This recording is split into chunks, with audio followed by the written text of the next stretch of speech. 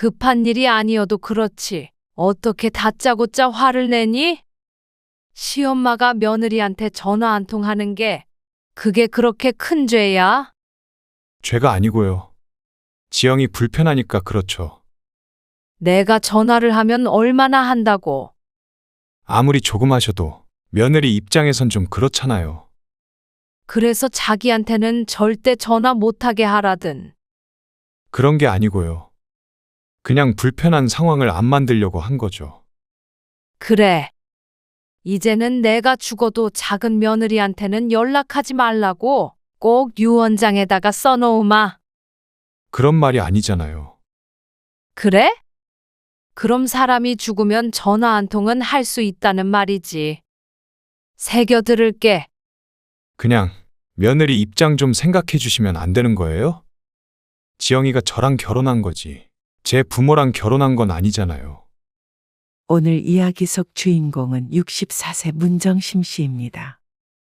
그리고 그녀의 아들과 며느리에 관한 이야기이죠. 문 씨는 아들을 결혼시키고 새로 생긴 가족이 부담스럽고 불편했습니다.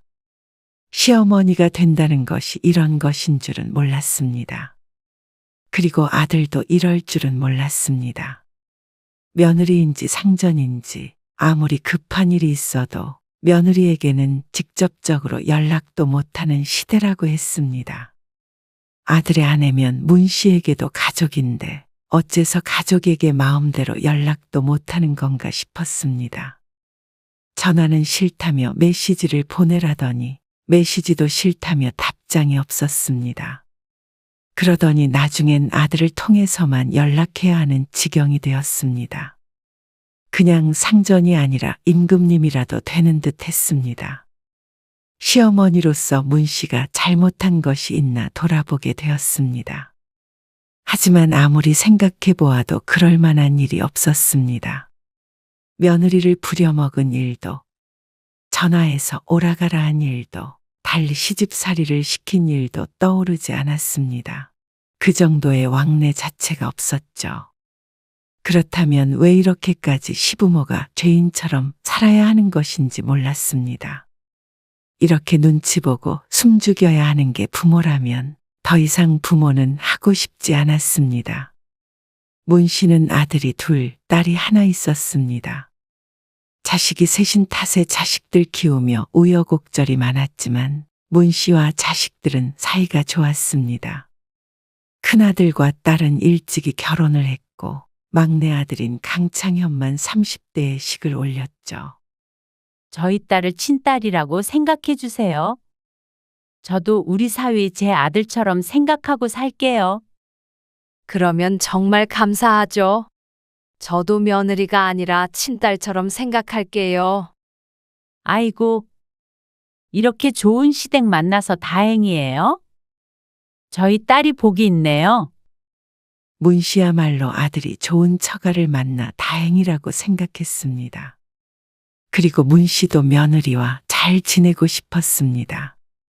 큰 며느리도 그렇게 가까이 지내며 오순도순 지내고 있으니 새로운 며느리와도 그럴 수 있을 것 같았습니다. 며느리들끼리도 통하는 게 있을 것이고 말이죠. 외동딸이라 조금 버릇없게 크긴 했는데 그래도 속은 따뜻한 아이예요. 부디 너그럽게 이해를 해주시고 저희 딸 좀 예쁘게 봐주세요. 아이고, 아니에요.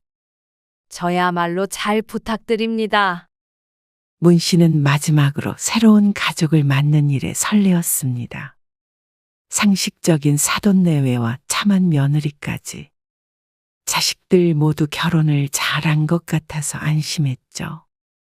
주변 사람들의 얘기를 들어보자면 사위, 사돈과 불화가 있는 사람들도 많았습니다. 문 씨는 그렇지 않아 다행이라고 생각했습니다. 하지만 그건 문 씨의 착각에 불과했습니다. 여보세요. 지영이니? 아, 어머님? 어쩐 일이세요? 다른 게 아니라 이번에 신혼집에서 집들이 한다고 그랬잖니? 음식하는 거 힘들까 봐. 집에서 뭐라도 해갖고 가려고 하는데 좋아하는 음식이 뭐야? 문 씨의 물음에 며느리는 잠시 말이 없었습니다. 집들이요? 그래. 창현이가 18일쯤에 다 같이 식사하자고 하더라고. 다 같이요? 그래. 창현이네 형이랑 누나랑. 혹시 둘이 얘기한 거 아니야? 아, 네. 어머, 그랬니? 난 당연히 상의가 된 줄 알았지. 아니에요.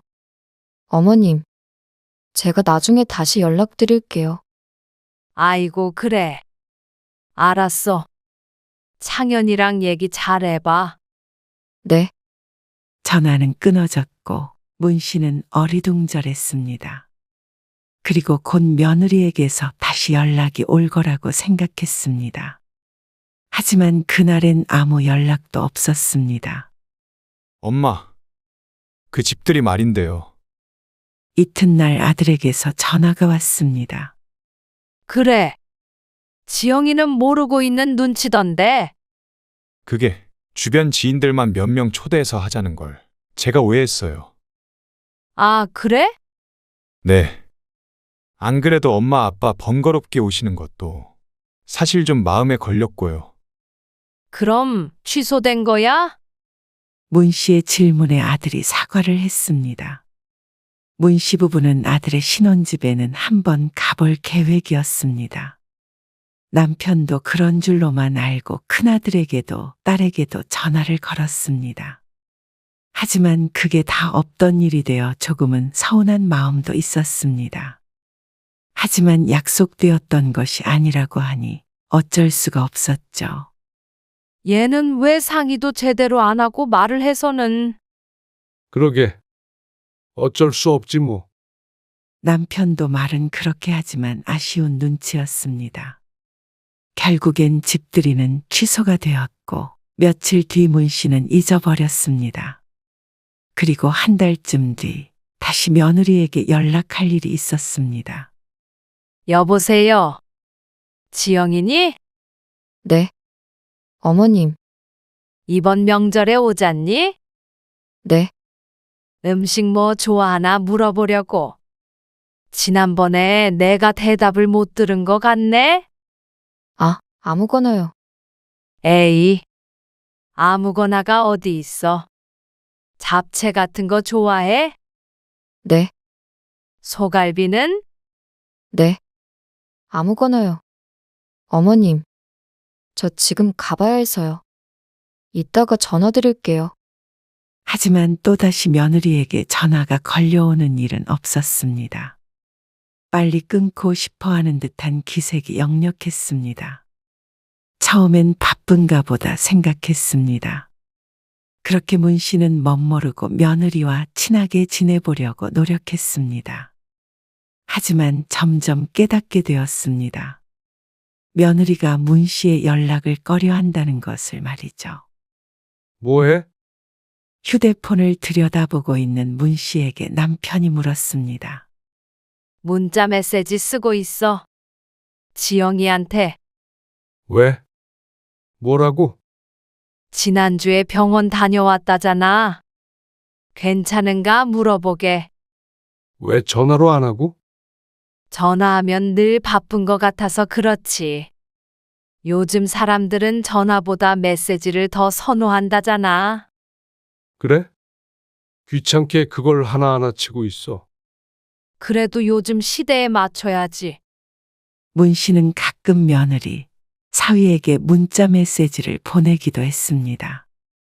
며느리도 사위도 자식들과 마찬가지로 안부를 묻기도 했고 특별한 용건이 있을 때 주고받기도 했죠.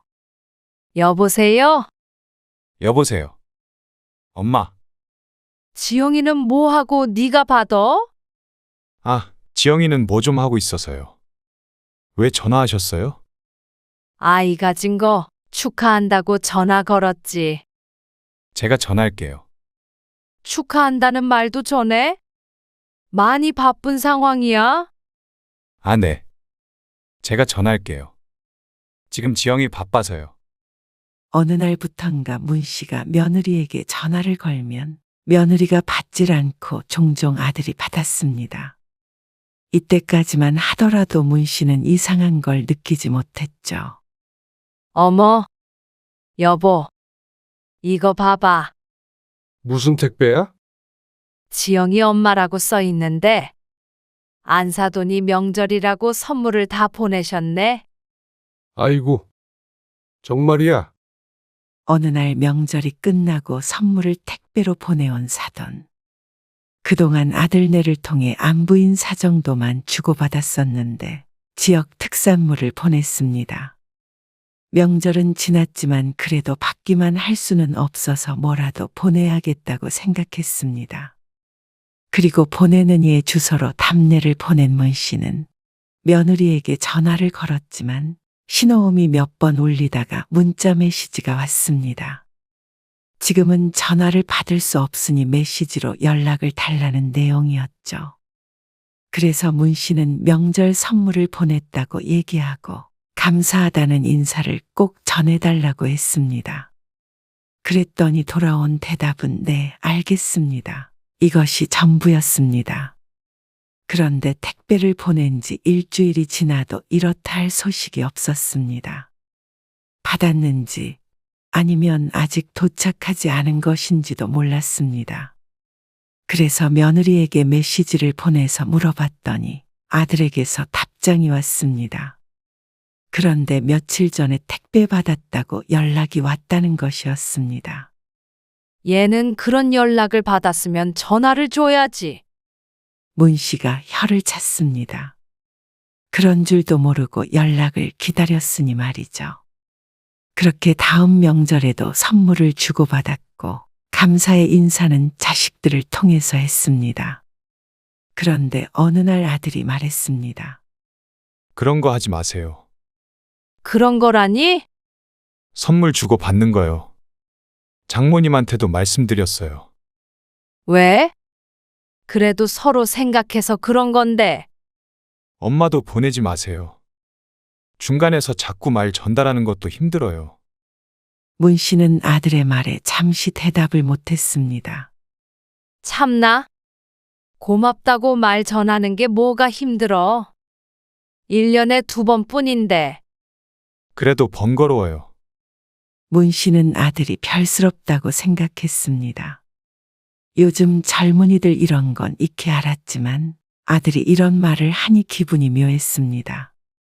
그리고 얼마 뒤 문 씨는 아들 며느리가 부모의 연락을 달가워하지 않는다는 걸 알게 되었습니다. 어머님, 지난번에 다 같이 여행 갔던 거요. 사진 보내드릴게요. 메시지로 보낸다고? 네. 아가씨도 단톡방에다가 올린다고 했거든요. 어머님도 사진 찍으신 거 있으면 올려주세요. 그래? 알겠어. 지금 보내볼게. 가족들끼리 대화를 나누는 메신저 대화방이 있었습니다. 지난주에 가족들이 다 같이 여행을 다녀온 참이었습니다. 그래서 며느리에게서 전화가 왔죠. 그리고 그 여행에 작은 아들과 며느리는 함께 가지 않았습니다. 큰 며느리의 말에 카카오톡으로 사진을 올렸습니다. 그리고 큰 며느리와 딸이 올린 사진들을 저장하고 있자 작은 며느리가 대화방에서 나갔다는 메시지가 보였습니다. 어라? 왜? 지영이가 대화방에서 나갔는데. 왜 나가? 그리고 곧바로 큰 며느리가 다시 작은 며느리를 초대했다는 메시지가 떴습니다. 실수로 나갔나 봐. 그런데 곧장 작은 며느리가 다시 대화방을 나갔죠.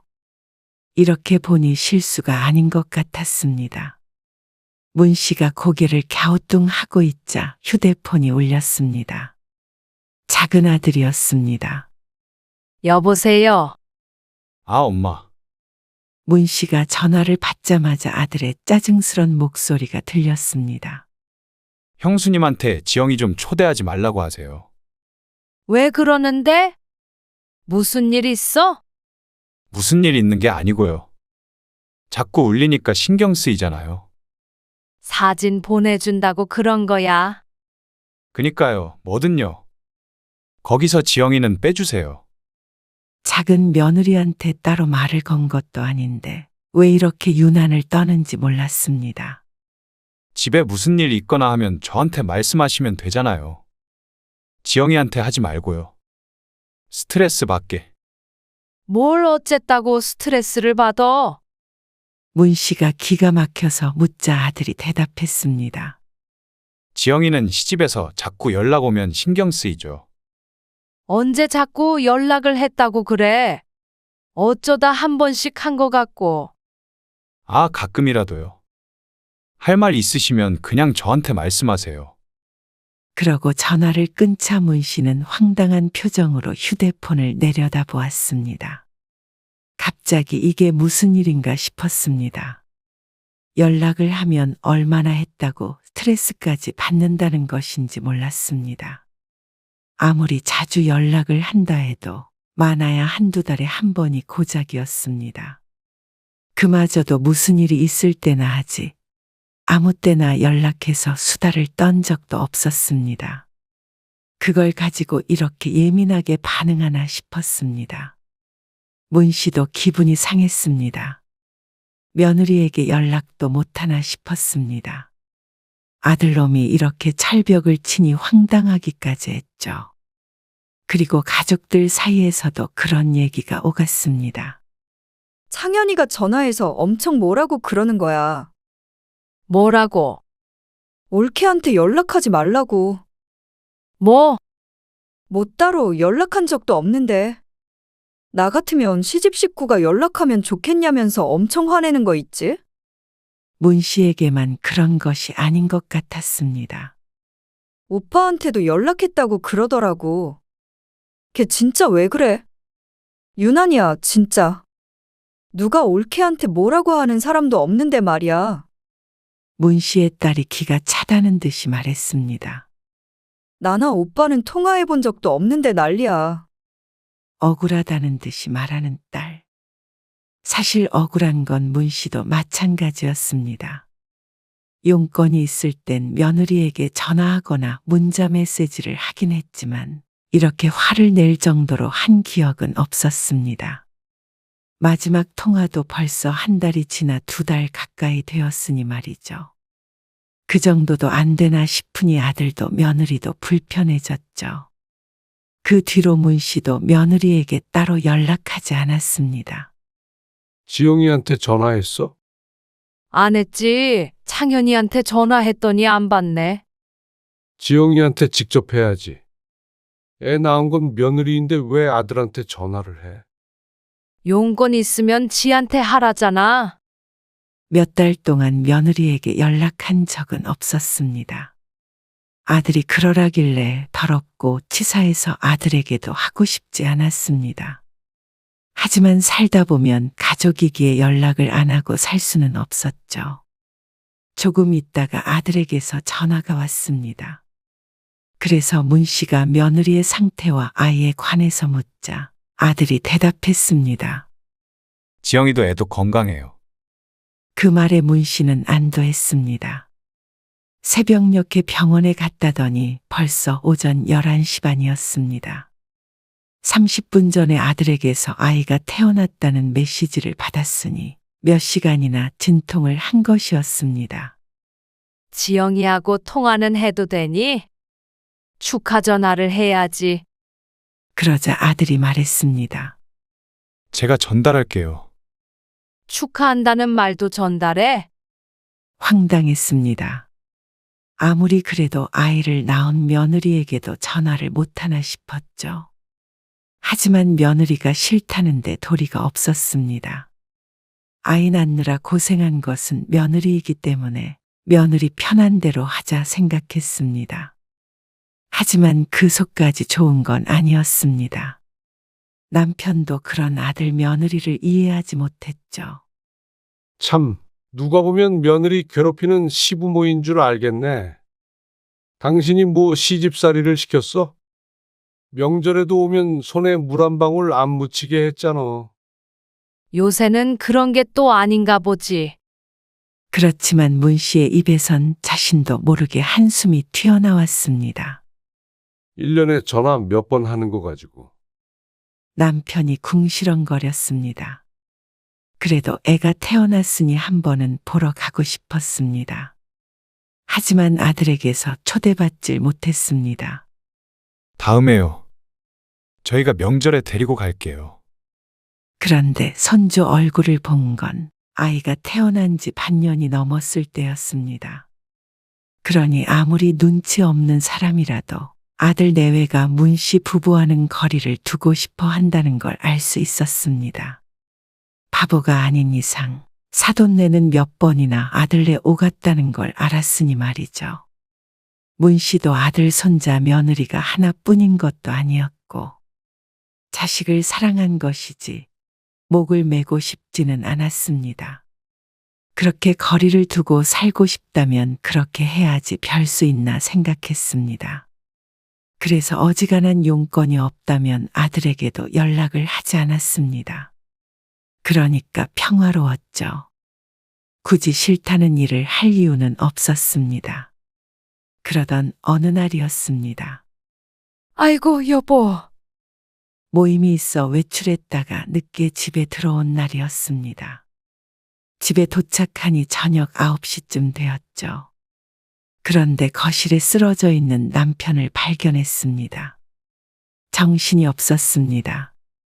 벌벌 떨리는 손으로 구급차를 부르고 자식들에게 연락을 하기 위해 휴대폰을 다시 들었을 때는 머릿속이 새하얗게 변한 상태였습니다. 창현이. 큰아들보다도 가장 가까이 사는 작은 아들이 떠올랐습니다. 지금 전화를 해도 10분이면 올 수 있을 거리였죠. 그래서 아들에게 전화를 걸었더니 수신음만 들렸습니다. 아이고, 왜 이렇게 전화를 안 받아? 여러 번 전화를 해봤는데 받지 않았습니다. 그 사이에 구급차가 도착했습니다. 구급차에 올라타면서도 마음이 불안해 큰아들과 딸에게도 전화를 했습니다. 다들 병원으로 오겠다고는 했지만 차 타고 1시간이 넘는 거리였습니다. 아니야. 일단 병원 좀 가보고 다시 전화 줄게. 내일도 출근을 해야 하는 날이었기에 섣불리 자식들에게 오라고 하지 못했습니다. 오더라도 가까이 사는 작은 아들만 왔다 가면 될 것 같았습니다. 병원에 도착하자 마음이 조금 차분해졌습니다. 작은 아들은 여전히 전화를 받지 않았습니다. 그래서 문 씨는 며느리에게 전화를 걸었습니다. 그러자 한참 뒤에 전화를 받았죠. 여보세요. 지영이니? 네, 어머님. 창현이랑 같이 있니? 전화를 안 받아. 네, 같이 있는데. 얼른 창현이 좀 바꿔줘라. 잠시만요. 문 씨가 기다리니 아들이 여보세요 하고 말했습니다. 그리고 아버지가 병원에 있다고 얘기하기도 전에 아들이 화를 냈습니다. 엄마, 진짜 왜 그러시는 건데요? 저한테 용건 있으면 직접 전화하는 거 힘든 일 아니잖아요. 네가 전화를 안 받았잖아? 몇 번이나 했는데. 안 받으면 기다리시면 되잖아요. 어련히 제가 알아서 전화 드리겠어요? 황당했습니다. 용건이 뭔지 들어보지도 않고 다짜고짜 화를 내는 아들. 도대체 그놈의 전화가 뭐라고 이러는지 몰랐습니다. 전화는 전화일 뿐이지 며느리를 괴롭히려고 한 것이 아닌데 말이죠. 며느리에게 연락을 한 것이 1년도 훨씬 넘은 일이었습니다. 문 씨는 아들에게 소리라도 치고 싶었습니다. 하지만 꾹 참고 말했습니다. 지금 아버지 쓰러지셔서 병원이야. 아버지가요? 그래. 아들은 놀란 기색이 역력했습니다. 이런 용건일 것이라고는 생각도 못한 듯했습니다. 쓰러지시다니요. 집에 와보니 쓰러져 계셨어. 어느 병원인데요? 제가 갈까요? 됐다. 나중에 또 연락하마. 문 씨는 전화를 끊었지만 눈시울이 붉어졌습니다. 병원에 도착해서 검사를 했는데 혈압이 순간 낮아져서 쓰러졌는데 머리를 부딪힌 것 같다고 했습니다. 그 말에 심장이 덜컥 내려앉았지만 머리엔 큰 이상은 없다고 했죠. 곧 깨어날 것이라는 말에 가슴을 쓸어내려야 했습니다. 아버지 괜찮으시다니까. 오려거든 내일 퇴근하고 와. 그래도 괜찮으시겠어요? 그래, 이상 없대. 곧 깨어나실 거래. 아, 진짜 다행이네요. 큰아들의 안도에 한숨이 들려왔습니다. 문 씨는 딸에게도 전화해서 같은 말을 했습니다. 그리고 작은 아들에게도 전화를 하려다가 망설였습니다. 잠시 생각을 하던 문 씨가 전화가 아닌 메시지를 아들에게 보냈습니다. 아버지 괜찮으니 오지 않아도 된다고 했습니다. 그렇게 부모 싫다는 아들 며느리를 굳이 부르고 싶지 않았습니다. 이번 일로 문 씨는 작은 아들에게 깊은 상처를 받았죠. 작은 아들에게는 오지 말라고 했지만 큰아들과 연락을 했는지 다음날 병원으로 왔습니다. 이미 남편이 정신을 차린 뒤였습니다. 별일 없으셔서 다행이네요. 정말 천만다행이었습니다. 혹시라도 문 씨가 더 늦게 들어왔다거나 다른 일로 쓰러진 것이었다면 큰일 날 뻔했습니다. 병실에서 나온 작은 아들이 문 씨에게 작은 목소리로 말했습니다. 어제는 급한 일인 줄 모르고 죄송해요. 급한 일이 아니어도 그렇지. 어떻게 다짜고짜 그러니? 시엄마가 며느리한테 전화 한 통 하는 게 그렇게 큰 죄야? 죄가 아니고요. 지영이 불편하니까 그렇죠. 내가 전화를 하면 얼마나 한다고. 아무리 조금 하셔도 며느리 입장에선 좀 그렇잖아요. 그래서 자기한테는 절대 전화 못하게 하라든. 문 씨로서는 그렇게밖에 생각이 안 됐습니다.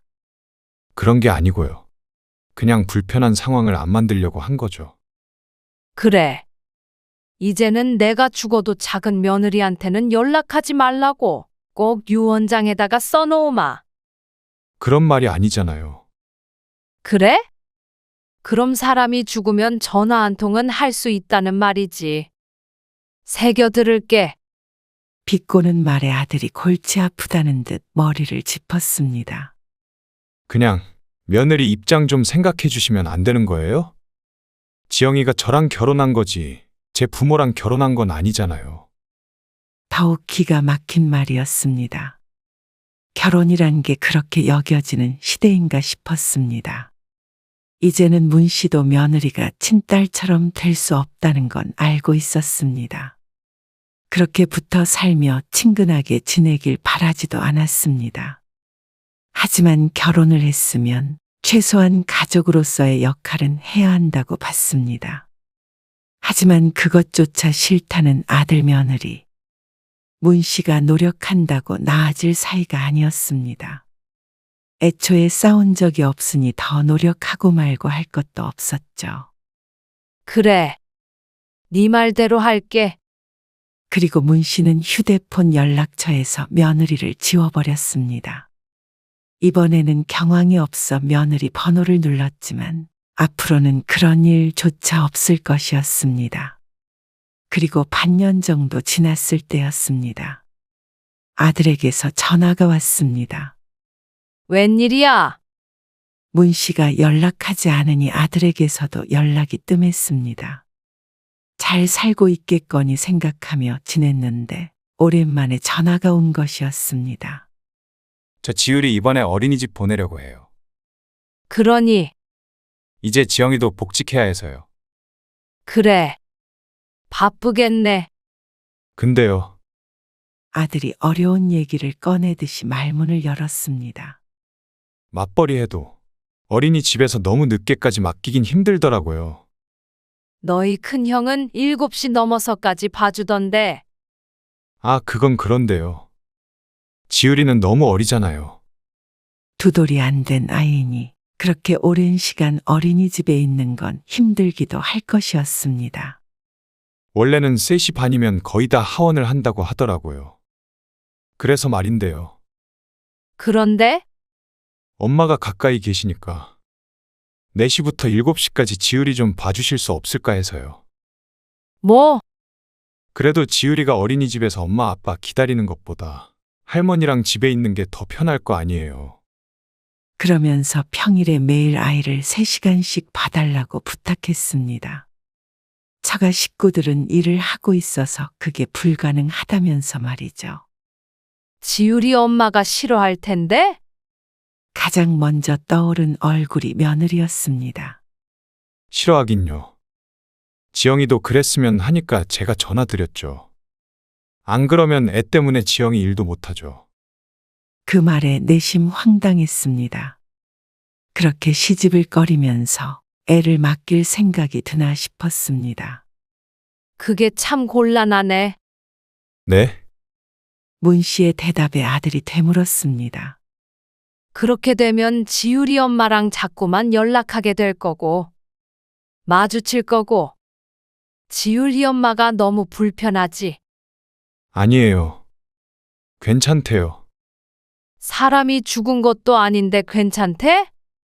그러자 아들이 침묵했습니다. 나는 괜히 불편한 상황 만들기 싫다? 아들이 문 씨에게 했던 말을 고스란히 되돌려 주었습니다. 그러자 아들에게서 앓는 소리가 나왔습니다. 엄마, 왜 그러세요? 며느리도 불편하고 나도 불편하지. 솔직히 그렇잖니? 아들을 결혼시킨 거지. 내가 며느리랑 결혼한 게 아니니까. 애 때문에 일 못하는 건 내가 관여할 일은 아닌 것 같다. 아니, 설마 아직까지 그때 일 마음에 담아두신 거예요? 담아놔야지 당연히. 네가 그렇게 여러 번 말했잖아. 며느리한테 연락하지 말라고. 그래서 잘 새겨둔 건데 뭐가 문제야? 연락도 하면 안 되는 사이에 애를 봐주니? 그런 뜻 아닌 거 아시잖아요. 아니 모르겠다. 우리가 서로 애 봐주고 말고 할 사이도 아니잖니. 너희 애는 너희가 키워라. 그리고 중요하지도 않은 용건으로 이렇게 전화하지 말어. 불편해. 엄마, 이만 끊을게. 앞으로는 어지간하면 메시지로 해라. 아들의 당황하는 목소리를 뒤로하고 전화를 끊었습니다. 속이 다 시원했습니다. 그러자 이틀 뒤에 며느리에게서 전화가 왔습니다. 어머님, 죄송해요. 그런데 어머님이 안 봐주시면 지율이 어떻게 해요? 어린이집에 늦게까지 맡기던지 사람을 쓰던지 해야지. 어쩌자고 나한테 연락을 다 했어. 어머님, 그때는 제가 죄송합니다. 애를 맡길 때가 되니 그제서야 죄송하다는 며느리의 진심을 의심할 수밖에 없었습니다. 그동안 전화 한 통 먼저 한 적이 없던 며느리였으니 당연했습니다. 문 씨는 며느리에게 말했습니다. 그 얘기는 이미 끝난 일이야. 애는 못 봐준다. 그리고 용건 있으면 앞으론 창연이 통해서 연락해라. 이렇게 직접 하지 말고. 그게 문 씨가 며느리에게 마지막으로 남긴 말이었습니다. 며느리는 아무런 대답도 하지 못하고 전화를 끊었습니다. 며느리가 원하는 대로 해주겠다는데 왜 이러는지 몰랐습니다.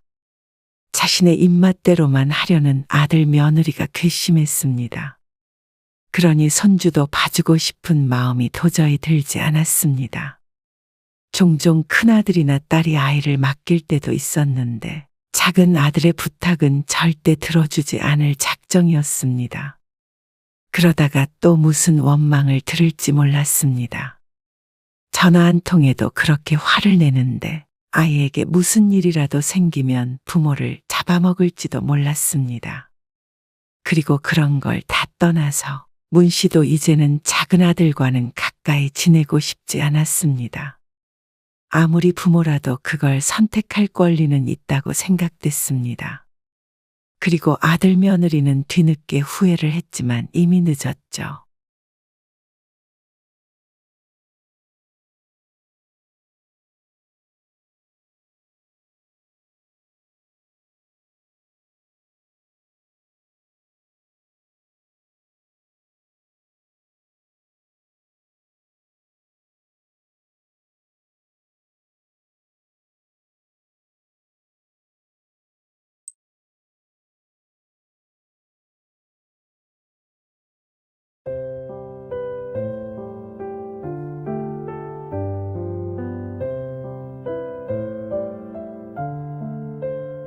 엄마, 아빠. 식사하세요. 그냥 대충 먹게. 시아버님이 김 전문가나 마찬가지셔. 반찬이 김밖에 없어? 대충 먹자. 왜 안 드세요? 반찬이 별로 없어서 그래? 그러게 좀 빨리 오지. 반찬이 없으면 나가서 사 먹으면 되는 걸 가지고. 애들 데리고 나가려면 힘들다니까. 그러면 차라리 배달을 시키지 그랬어. 엄마 배달 음식 별로 안 좋아하잖아. 그냥 이거에 먹으면 되잖아. 나 쉬는 날에 요리하기 싫단 말이야. 이따 치킨이나 한 마리 시켜 먹으면 됐지. 그래도 김은 너무한 거 아닌가 싶다. 엄마 아빠니까 이렇게 하지. 좀 이해해주면 안 돼? 다음 끼니 때는 그냥 나가서 먹자. 갑자기 왜 이래, 엄마. 밥 얻어먹으러 온 것도 아니고. 딸 얼굴 봤으면 됐지. 왜 반찬 투정을 해? 오늘 이야기 속 주인공은 67세 서덕자 씨입니다. 그리고 그녀의 딸과 사위에 관한 이야기이죠. 늦둥이로 낳은 딸을 서 씨와 남편은 참 예뻐했습니다. 두 아들보다도 애지중지 키웠죠. 그렇다면 그 사랑을 돌려줄 줄 아는 사람이 되어야 했었는데 딸은 결혼하고 가정이 생기니 원래 가족인 부모는 뒷전이었습니다. 대단한 대접을 바란 것이 아니었지만 사돈네를 대하는 것에 비해서는 푸대접을 하는 것이 맞았습니다. 결혼 후 멀리 사는 딸을 좀처럼 볼 일이 많지 않았는데 오랜만에 찾아간 딸의 집에서 서 씨는 황당한 경험을 하게 되었습니다. 몇 시간이나 걸려서 찾아간 곳에서 딸이 점심 식사라고 내놓은 것이 김이었습니다. 곁들일 반찬으로 준 것이 아니라 그것이 메인 반찬이었죠. 그리고 김치. 동네 사람이 놀러와도 이것보다는 성의 있는 대접을 했을 것 같았습니다. 부모라서 함부로 해도 된다고 생각하는 딸에게 실망이 컸습니다. 어떻게 해도 부모는 이해해 줘야 한다는 딸의 말이 황당하기도 하고 가슴이 아프기도 했습니다. 언제나 딸에게 하나라도 더 해주지 못해 안달했던 것이 허무했죠. 결혼하면 자식은 남이라고 하더니 그건 아들이 아니라 딸에게도 해당되는 말인 줄은 몰랐습니다. 차라리 며느리가 그랬다면 이 정도로 상처받진 않았을 것이었습니다. 그래서 화내는 서씨 부부를 오히려 이해하지 못하는 딸에게 똑같이 알려주고자 했죠. 서씨는 아들 둘 그리고 딸이 하나 있었습니다. 결혼을 일찍 해 연년생으로 아들을 낳았고 30 넘어 막내딸을 늦게 낳았습니다. 서씨도 남편도 딸이 참 예뻤습니다. 특히나 남편이 그러했죠. 아들 둘은 진작에 결혼을 했고 서씨 부부의 근처에 살고 있었습니다. 그리고 딸도 30살에 결혼을 했죠. 그렇게까지 멀리 살아야 하니? 회사 때문에 어쩔 수 없지. 명절에나 보겠네. 더 자주 올게. 전화도 자주 하고. 딸은 결혼하며 서씨 부부가 사는 곳과 멀어졌습니다. 자가용을 타고도 3시간 정도는 가야 하는 곳이었습니다. 그게 섭섭했지만 사위의 직장 때문에 어쩔 수가 없었습니다. 항상 끼고 살 수 있을 줄 알았던 딸이 품을 떠난 것이었죠. 서씨 부부는 그래서 더 애틋했습니다. 가까이 사는 아들네보다는 덜 만날 수밖에 없으니 그럴 수밖에 없었습니다. 요즘 잘 지내? 잘 지내지. 정신 없어. 고생이야. 애 둘 키우기가 쉬운 게 아니니까. 그러니까. 새 키운 엄마는 진짜 대단하다. 딸의 말에 서씨는 웃었습니다. 어느새 시집가서 자식을 키우니 부모 마음을 아나 싶었죠. 명절에 오면 몇 시쯤 될까? 글쎄. 아침 먹고 출발해도 넉넉 잡아 3시는 돼야 하지 않을까. 도착하면 엄청 배고프겠네. 그렇겠지. 알겠어. 너희 좋아하는 거 해놓고 기다릴게. 딸과의 전화를 끊자 옆에 있던 남편이 물었습니다. 좀 더 빨리 올 수는 없대. 아침 먹고 바로 출발한대. 지난번에도 그랬는데 차가 너무 밀렸잖아. 그래도 기다려야지. 어떻게 더 빨리 일어나라고 그래? 아들은 빨리 딸이 보고 싶은 모양이었습니다. 그리고 손주들도 말이죠. 그리고 명절이 되자 아들네 가족들이 먼저 도착했습니다. 두 아들과 며느리, 손주들이었습니다. 매번 이렇게 음식을 많이 준비하셔요. 저희 왔을 때 같이 준비하셔도 되는데. 아이고, 너희 부려먹느니 내가 하는 게 나아. 그래? 대신 우리가 가면 너희가 고생하잖냐. 서씨 부부는 자식들을 맞는 것도 손님 대접과 같다고 생각했습니다. 그래서 서씨의 집에 자식들이 왔을 땐 밥상에 신경을 많이 썼습니다. 전부터 그랬죠. 그래서인지 어쩌다 아들네 집에 갈 일이 있으면 반대로 대접을 잘 받았습니다. 며느리들 힘들 것 같아서 잘 가진 않지만 그렇게 주고받는 게 인지상정이라고 생각했습니다. 어서 일어나서 가봐. 설거지하고 갈게요. 아니야. 얼른 가봐. 몇 개 안 되니까 내가 할게. 그래? 어서 가봐. 둘이 하면 되니까. 이거 다 치우시고 또 민영이네 밥 새로 차리실 거잖아요. 그렇지. 있는 거 해주시면 되지. 요리도 또 새로 하세요? 그럼 새로 해야지. 먹던 걸 주니. 서씨의 말에 아들들이 못 말리겠다는 듯이 고개를 가로저었습니다. 딸 사랑 여전하셔요. 서씨는 아들들이 가면 딸네 가족을 위해 음식을 새로 했습니다. 무척 번거로운 일이었고 아들은 그럴 필요가 없다고 생각했지만 서씨 부부는 딸과 사위가 좋아하는 음식을 만들어 주었습니다. 그 정도로 딸을 챙겼죠. 역시 집밥이 맛있네. 딸에게서 이 말을 들으면 서씨 부부는 기분이 좋았습니다. 멀리 사는 딸 가끔 왔을 때라도 제대로 챙겨주고 싶었습니다. 애들 키우느라 힘들지? 그래도 시댁에서 가끔 봐주셔서 괜찮아. 아이고, 감사한 일이야. 고생이 많으시겠어. 아니에요. 애들 보니까 오히려 좋아하셔요. 근처에 살았으면 우리도 좀 봐주고 할 텐데. 연년생이라 힘들다며 딸이 푸념을 했습니다. 그래도 애들 금방 자라. 그러면 서운하니까 어렸을 때 실컷 봐.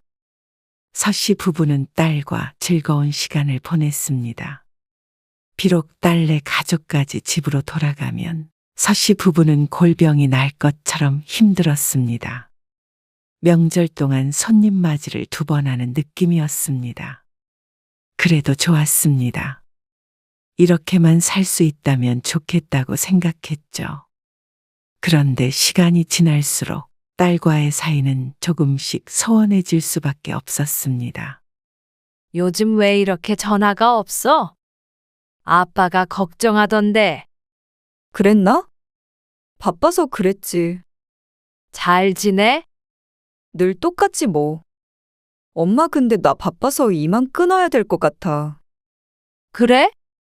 알겠어. 얼른 볼일 봐. 응. 다음에 전화할게. 전화를 끊고 보니 옆에서 기다리고 있던 남편이 탄식을 했습니다. 아, 바꿔달라니까. 아니, 바쁘다고 끊어야 된다고 그래서 못 바꿨지. 그러면 당신이 전화하지 그랬어. 이 기집애는 왜 요새 전화도 안 해?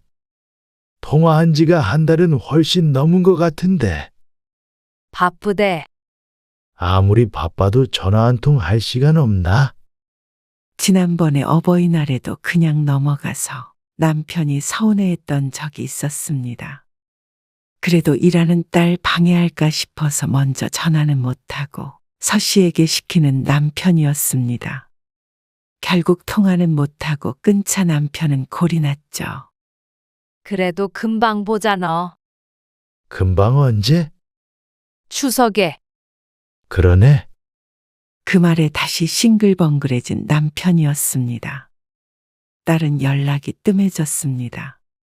명절이 아니어도 어쩌다 한 번씩은 내려왔었는데 그마저도 없어졌습니다. 아무래도 애들 다 끌고 먼 길을 내려오는 것이 힘든 것 같았습니다. 이해는 갔습니다. 차가 안 막혀도 왕복 6시간 거리를 오가는 것은 웬만한 마음을 먹지 않고서는 힘든 일이었으니 말이죠. 그래서 서씨 부부도 한번 내려오란 소리를 하지 않았습니다. 그런데 명절 때도 서씨 부부를 방문하는 게 줄어들었습니다. 1년에 2번뿐인 명절인데 줄어들 것이 있느냐 싶겠지만 2번 중 1번은 안 오는 때가 많아졌죠. 미안, 엄마. 이번에는 집에 있을게. 차가 너무 많이 막히긴 하지. 그것도 있고. 요즘 너무 피곤해서 좀 쉬고 싶어. 회사 일이 힘들어? 그렇지. 주말에는 또 애들 보느라 바쁘니까. 명절에라도 쉬려고. 그러면 사돈네도 안 가게. 에이, 시집엔 가야지. 그 말에 잠시 섭섭한 감정이 들었지만 고개를 저었습니다. 친정엄마가 이해해주지 않으면 누가 해주나 싶었습니다. 시집에 갔다가 서씨 부부에게 오는 대신에 딸이 조금이라도 쉬었으면 하는 바람이었죠. 그래. 설에는 오지? 아마도 설에는 갈게. 알았어. 나중에 안 바쁠 때 또 전화해. 알았어. 딸과의 통화를 마치자 조금 쓸쓸한 기분이 들었습니다. 아들들이 결혼하고 며느리가 생기자 서씨 부부는 어쩐지 남의 가족이 된 것 같았다고 느낀 적이 있었습니다. 이제는 내 아들이 아니라 한 집안의 가장이 되었구나 하고 말이죠. 그런데 딸은 늘 내 딸일 줄 알았는데 어쩌면 아들보다도 더 멀게 느껴지는 때가 있었습니다. 지친 딸에게 투정을 부릴 수는 없기에 별말은 하지 않았지만 서씨 부부도 분명히 서운할 때가 있었습니다. 띠링 울리는 휴대폰의 메시지를 확인해 보자 딸이 카카오톡 대화방에 올린 사진이 보였습니다. 여보, 이거 사진 봐. 이게 뭐야? 민영이가 사돈 생일상 차려준 거라고 올렸네. 생일상? 아주 상다리가 부러지겠네. 그러게. 이런 것도 할 줄 아네, 우리 딸이. 자기도 자랑한다고 올렸네. 마냥 웃음만 나오는 것은 아니었습니다. 어쩐지 안사돈이 부럽기도 하고 내 딸이 안쓰럽기도 했습니다. 이렇게 여러 가지 음식 차리는 게 쉬운 일이 아님을 알고 있기에 고생했다 싶었죠. 그런데 한편으로는 조금 마음이 상하기도 했습니다. 1년에 2번 오는 명절에도 힘들다고 쉰다던 딸이었습니다. 거리 문제도 있었지만 시집에는 훨씬 자주 갔고 이렇게 생일상도 차려주는 걸 보니 그런 생각이 들 수밖에 없었죠. 그러다 작년 일이었습니다. 추석 연휴 진짜 길더라. 그러게. 그래서 애들도 여행이나 가라고 그랬어. 그럼 추석 때는 집에 안 온대? 그냥 우리끼리 있지 뭐. 푹 쉬고. 민영이는? 글쎄. 긴 명절 연휴에 아들들에게는 오지 말라고 했습니다. 며느리들도 내심 여행을 갔으면 하는 눈치였기 때문에 그러라고 하니 좋아했습니다. 그리고 남편의 질문에 딸에게 전화를 해보자 웬일인지 이번 명절에는 시집에 가지 않는다고 했습니다. 아주버님네가 어머님 아버님 모시고 동남아 갔다 온대. 그래? 너희는 안 가고. 가려고 했는데 예지가 비행기만 타면 토하고 그래서. 그렇게 장거리는 힘들 것 같아서 난 못 가. 그럼 너희만 집에 있는 거야? 그렇지. 그러다 딸이 이번 명절에는 엄마 아빠가 올라오는 게 어떻겠냐고 제안을 했습니다. 신혼 초에 한번 가보고 안 가봤기 때문에 서 씨는 좋은 생각이라고 생각했습니다. 남편에게는 물을 것도 없었습니다. 옆 동네도 귀찮아서 안 가는 양반이 딸 집에 초대를 받았다고 하니 바로 버스표를 끊으라며 말했죠.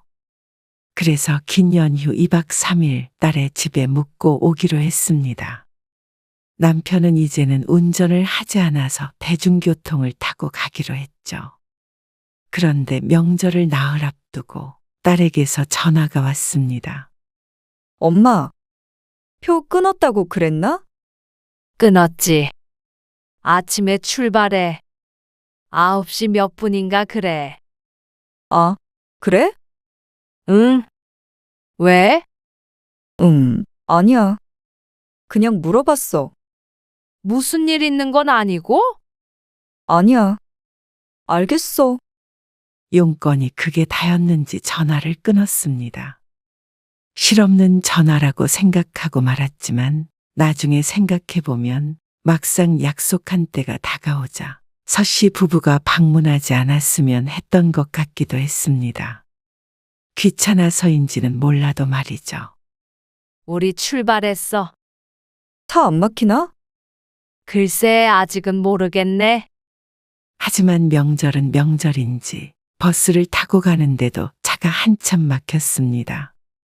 점심때쯤이면 도착할 수 있을 줄 알았는데 시간이 한참 지나 있었습니다. 차 많으니까 지하철이 더 빠를 거야.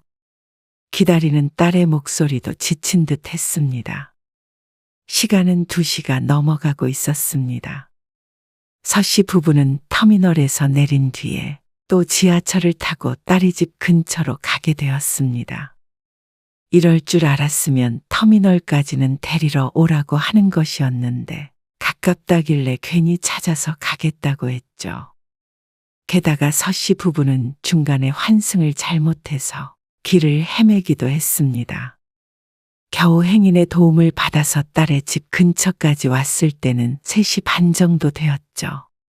아이고, 복잡해서 못 다니겠다. 그러게 알려준 대로 탔어야지. 딸이 짜증스럽게 대꾸했습니다. 서 씨가 민망한 웃음을 지었습니다. 다리도 아프고 들고 있는 짐도 무거웠는데 딸은 짐을 달라는 소리도 하지 않았습니다. 이거 명절 선물이야. 밥은 먹었어? 엄마 아빠 늦게 온다고 그래서 아까 점심을 좀 일찍 먹었어.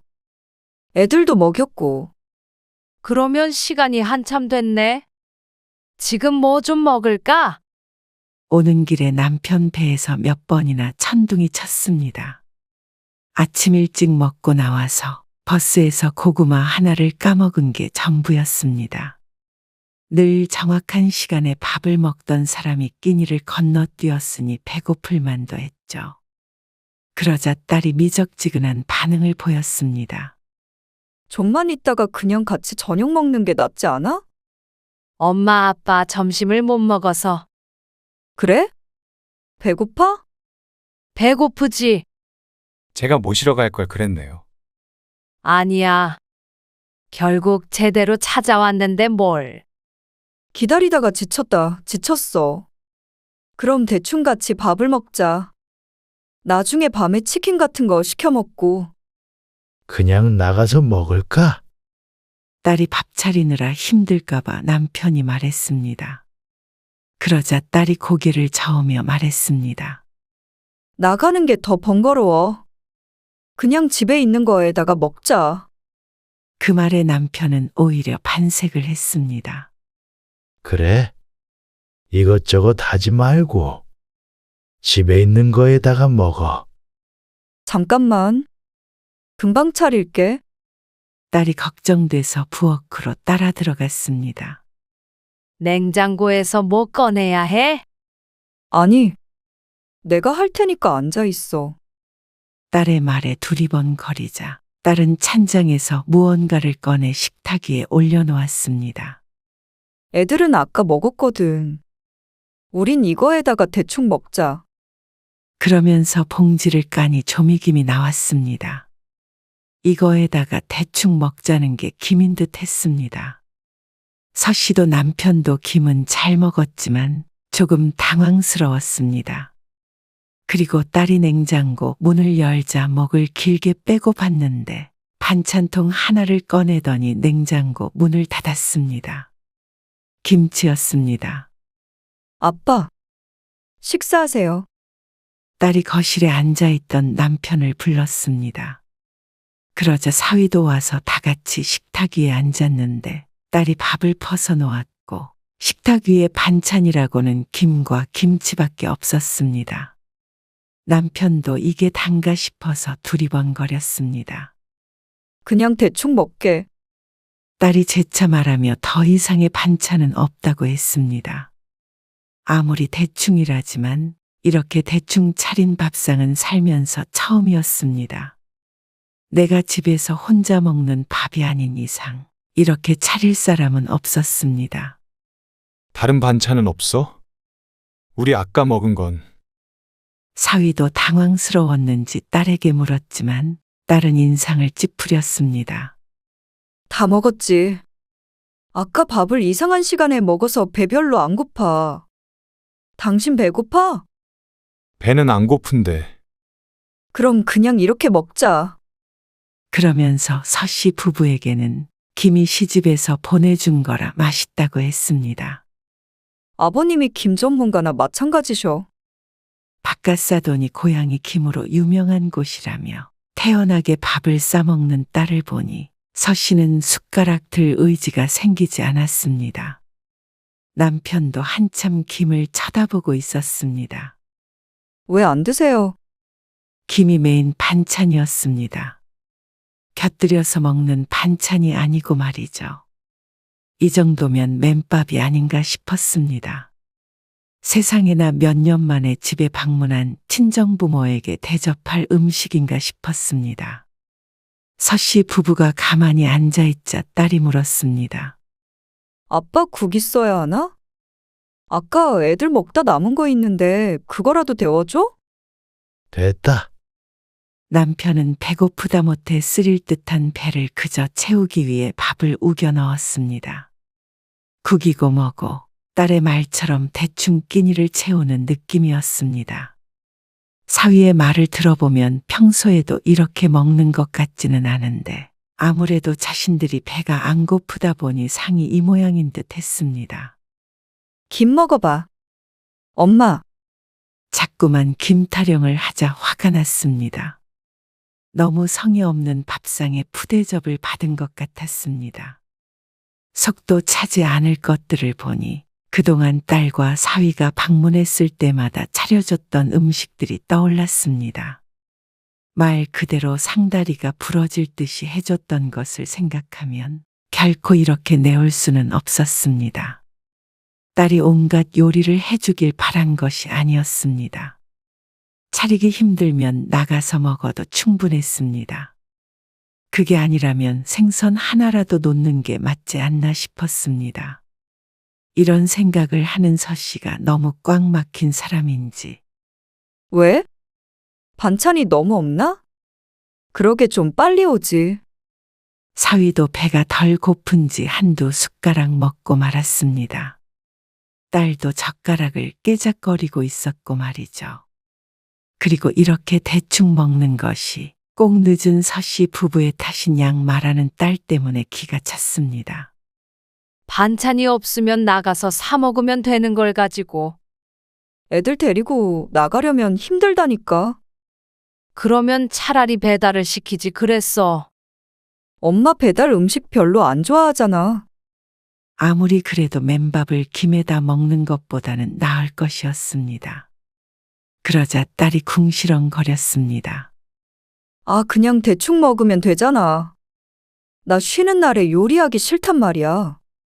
이따 치킨이나 한 마리 시켜 먹으면 됐지.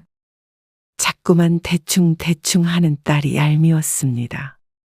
서씨는 단 한 번도 딸과 사위를 대충 먹인 적이 없었습니다. 아들들이 먹다 남긴 음식을 준 적조차 없었으니 말 다 했습니다. 그래놓고는 요리하기 싫다는 딸의 말이 다소 충격적이었습니다. 불과 얼마 전에 시어머니 생신상이라며 보냈던 사진이 떠올랐습니다. 그런 상은 비교할 것도 없었습니다.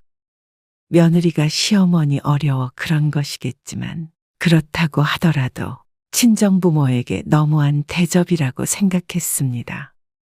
반찬 한두 개 더 놓는 게 그렇게 어려운가 싶었죠. 차라리 요리하기 싫으니 집에서 반찬을 싸오라고 했다면 그렇게 했을 것이었습니다. 서 씨가 기분 상한 티를 내자 딸이 숟가락을 내려놨습니다. 왜 그러는데? 그래도 김은 너무한 거 아닌가 싶다.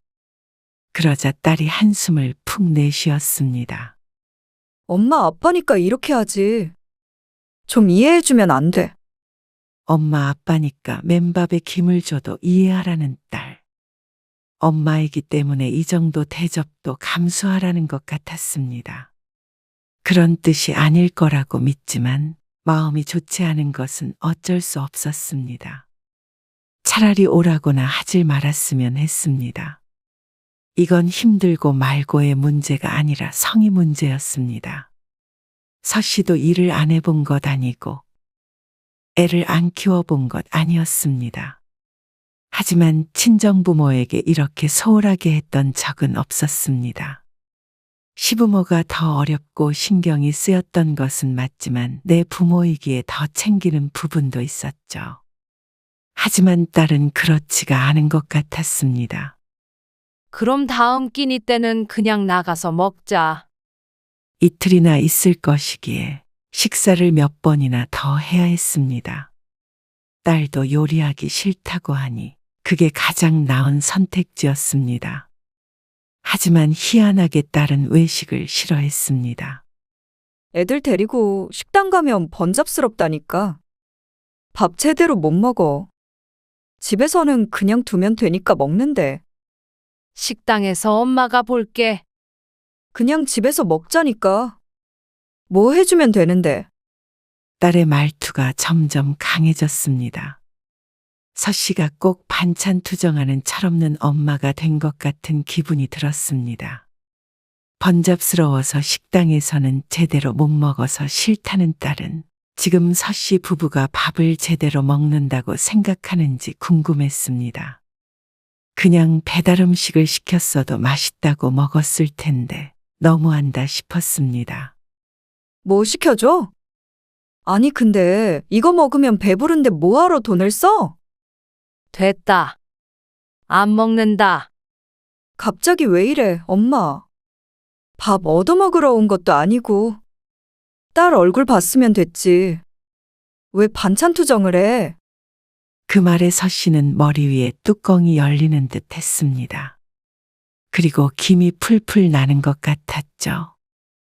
뭐가 그리 힘들고 짜증스러운지 모르겠지만 부모라는 이유로 화풀이를 하고 있는 것 같았습니다. 맨밥과 김을 보고 이 정도 말도 못하나 싶었습니다.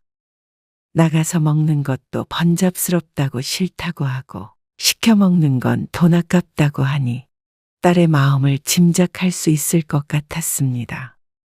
그저 친정부모가 우스운 것이겠죠. 서 씨는 식탐이 많은 사람이 아니었습니다. 하지만 딸이 그렇게 취급을 했습니다.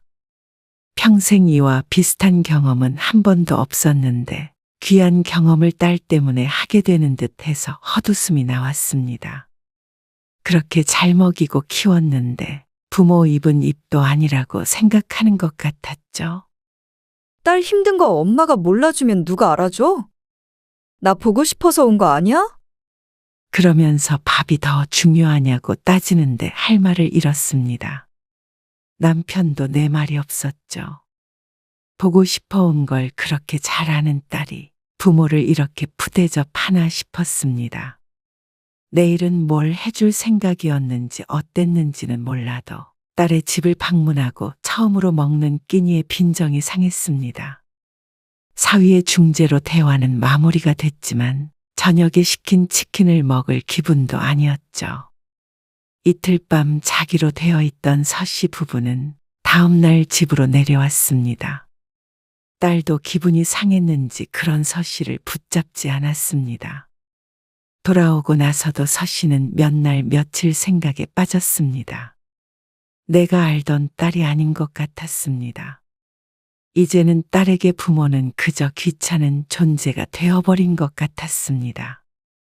연락이 뜸해져도 명절에 오지 않아도 딸이 힘든 게 싫어 그러자 했지만 그러다 보니 딸의 마음속 우선순위에서 서 씨 부부가 한없이 뒤로 밀려난 것 같았습니다. 과연 시부모가 와도 그렇게 대접할 수 있겠나 생각했습니다. 결코 아니었습니다. 딸이라는 이유로 명절에 와서 손 하나 까딱 안 하고 맛있는 밥상을 여러 번 받아먹고 가면서 그렇게 밥 한 끼 차려주기가 힘든가 싶었습니다. 그게 딸의 마음인가 싶었습니다. 자식이 부모 마음 같을 수 없다는 건 알지만 이건 도가 지나친 듯 했습니다. 그냥 대충 먹으면 되지 왜 난리인가 싶을 수 있겠지만 그 밥상 앞에 앉아보지 않은 사람은 느끼지 못할 감정이었습니다. 서운함을 넘어서 비참하기까지 한 그 심정을 말이죠. 서 씨도 이제 더 이상 딸이 왔다고 진수성찬을 차리는 일은 그만하기로 했습니다. 양방향의 사랑인 줄 알았는데 철저한 짝사랑이었습니다. 밥 얻어먹으러 왔냐는 그 말이 내내 서 씨의 머릿속에 맴돌았습니다. 그게 서 씨의 짝사랑을 접게 만들었습니다. 그리고 그건 남편도 마찬가지인 것 같았습니다. 올해 설에 딸 부부가 내려오기로 했습니다.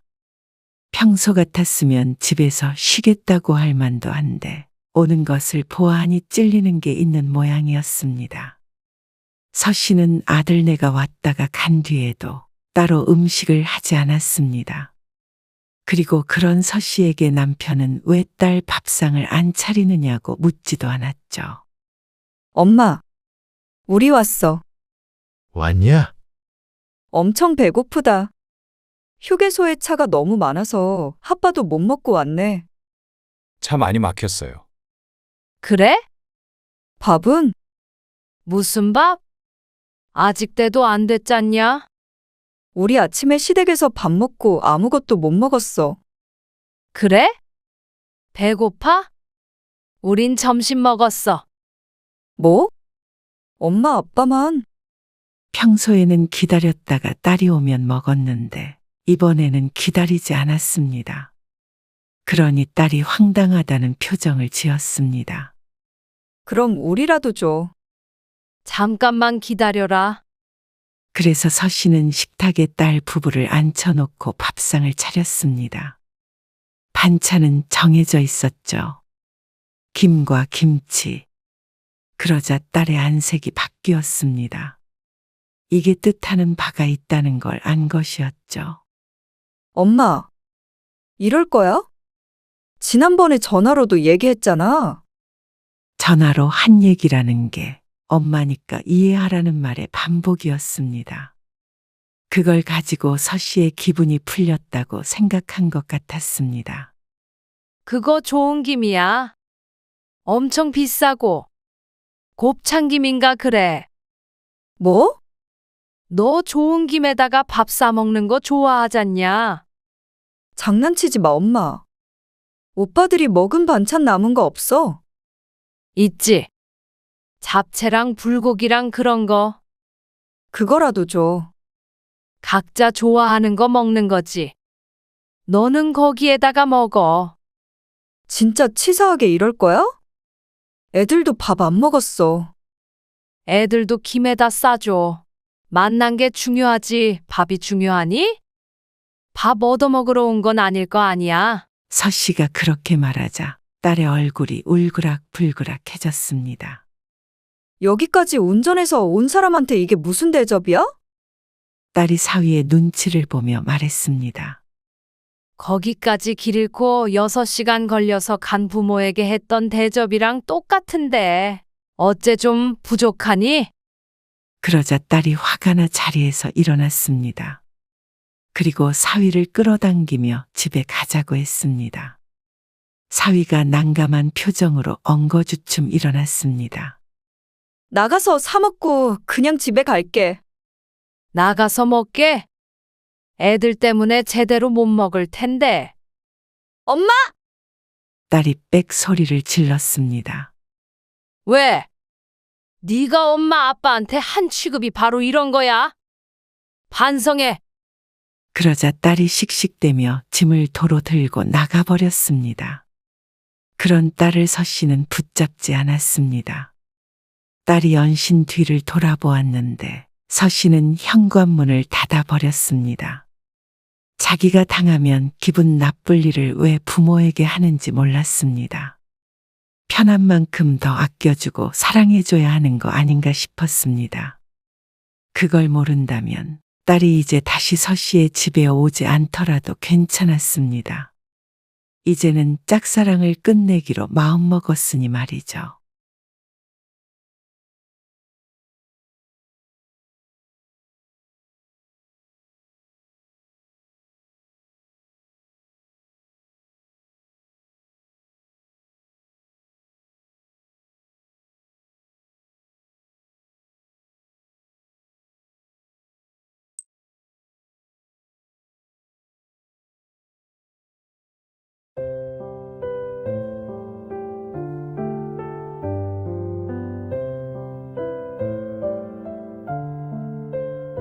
우리는 부모로서 해줄 만큼 해줬다고 생각한다.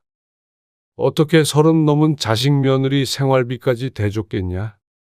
이만하면 되지 않았니? 부모도 부모 삶이 있는 거잖아. 그 집 너희 주고 나중에 노후에 돈 없어서 너희한테 손 벌리면 그게 좋겠냐? 너흰 젊으니까 충분히 노력하면 일어날 수 있잖아. 착실히 살아. 이렇게 나가라니요. 자식한테 너무하신 거 아니에요? 아버님 손주도 있잖아요. 좀 생각을 해주세요. 아니면 전 이혼해요. 저희는 못 나가요. 그냥 물려줬다고 생각해 주세요. 하나밖에 없는 자식이잖아요. 우리는 너희한테 손 안 벌리고 살려고 열심히 사는데 너희는 뭐가 문제길래 착실하게 살질 못해. 이혼하게 생기면 차라리 이혼을 하고 각자 살아. 부모 협박할 생각 말고 못 나가겠다고 버티면 소송이라도 하자. 오늘 이야기 속 주인공은 63세 한석중 씨입니다. 그리고 그의 아들과 며느리에 관한 이야기이죠. 한 씨는 자식 하나 낳은 죄로 평생을 고생하며 사는구나 싶었습니다. 하나이기에 뭐든 다 해주자는 생각으로 키웠는데 그게 오히려 독이 된 듯 했습니다. 뭐든 스스로 얻을 생각보다는 부모 덕을 보고 인생을 쉽게 살아가려는 아들을 보니 한 씨의 삶을 다시 되돌아보게 되었습니다. 노후에 살려고 열심히 돈 모아 사둔 집을 아들에게 빌려준 것을 후회했습니다. 한 씨 부부도 곧 그 집으로 들어가야 하는 상황인데 아들은 돌려주지 못한다고 했습니다. 그러면 자신들이 갈 곳이 없다는 것이었죠. 하지만 부모가 갈 곳이 없어지는 건 생각도 안 하는 것 같았습니다. 늘 자기만 생각하며 살았던 자식이 부모 걱정을 할 리가 없는 모양이었습니다. 거기에 항상 혼자서만 피해자라고 생각하며 시부모만 원망하는 며느리까지. 한 씨 부부도 이제는 지쳤습니다. 이러다가는 말년의 자식에게 가진 재산 다 뺏기고 길거리에 나앉을까봐 두려웠습니다. 자식에게 손 안 벌리고 살려고 열심히 살았는데 그걸 몽땅 가져가면 결국 노후엔 자식에게 빌부터 눈치 보며 사는 것밖에는 안 남을 것 같았죠. 그래서 한 씨도 아내도 결단을 해야 했습니다. 이제는 자식이 우선이 아니라 부부가 우선인 인생을 살아야 했습니다. 한 씨는 아들이 하나 있었습니다. 딸이 하나 더 있었으면 했지만 아내의 몸이 건강하지 못했던 탓에 둘째는 포기했습니다. 지금 생각해보면 그게 잘한 것이었는지 헷갈렸습니다. 딸이 있었다면 못난 아들 대신 효도를 했을까 싶기도 했고 또 한편으로는 아들 같은 딸이 하나 더 있었다면 제 명에 못 살았을 것 같았습니다. 한씨 부부는 아들이 크게 될 인물이라고 생각했습니다. 어려서부터 남다르게 똑똑하다는 소리를 많이 듣고 자랐기에 더 어렸을 땐 판검사로 키워야겠다는 생각도 했죠. 하지만 커가면서 꿈은 꿈일 뿐이라는 걸 알게 됐습니다. 그래도 공부는 잘했기에 대학 졸업 후에 법무사가 되겠다는 아들을 지지해 주었습니다. 어떻게 됐어? 오늘 발표 날이잖아. 그게, 왜? 잘 안 됐어? 네, 죄송해요. 아들의 낙방 소식에 한씨도 속이 안 좋았지만 애써 웃으며 아들의 어깨를 두드렸습니다. 괜찮아. 또 보면 되지. 벌써 몇 번째 시험인지 몰랐습니다. 가장 처음으로 봤던 시험에서 1차에 합격을 했을 땐 그대로 법무사가 되는 줄 알았습니다. 하지만 2차에서 떨어졌고 그 후년에도 이번에도 1차에서 낙방을 했죠. 그러자 한씨도 걱정이 되기 시작했습니다. 다시 내년 시험을 보고 공부를 해야 하는데 아들도 지치고 그걸 뒷바라지하는 한씨 부부도 지쳐갔습니다. 1, 2년 안에 붙을 수 있는 시험이 아닌 것을 알았지만 내심 아들을 믿었던 모양이었습니다. 하지만 가장 마음이 상한 것은 아들일 것이기에 애써 마음을 숨겼죠. 그런데 문제는 분명히 있었습니다. 전화 갔다 올게요. 어디? 오늘 학원 쉬는 날 아니야? 아, 은정이 만나러요. 아들의 말에 아내가 잠시 대답이 없었습니다. 이제 20대 후반인 아들의 여자친구를 가지고 뭐라고 할 수는 없었지만 잔소리하고 싶은 걸 참고 있는 눈치였습니다. 중요한 때에 연애하느라 바쁜 아들이 못마땅한 것 같았죠.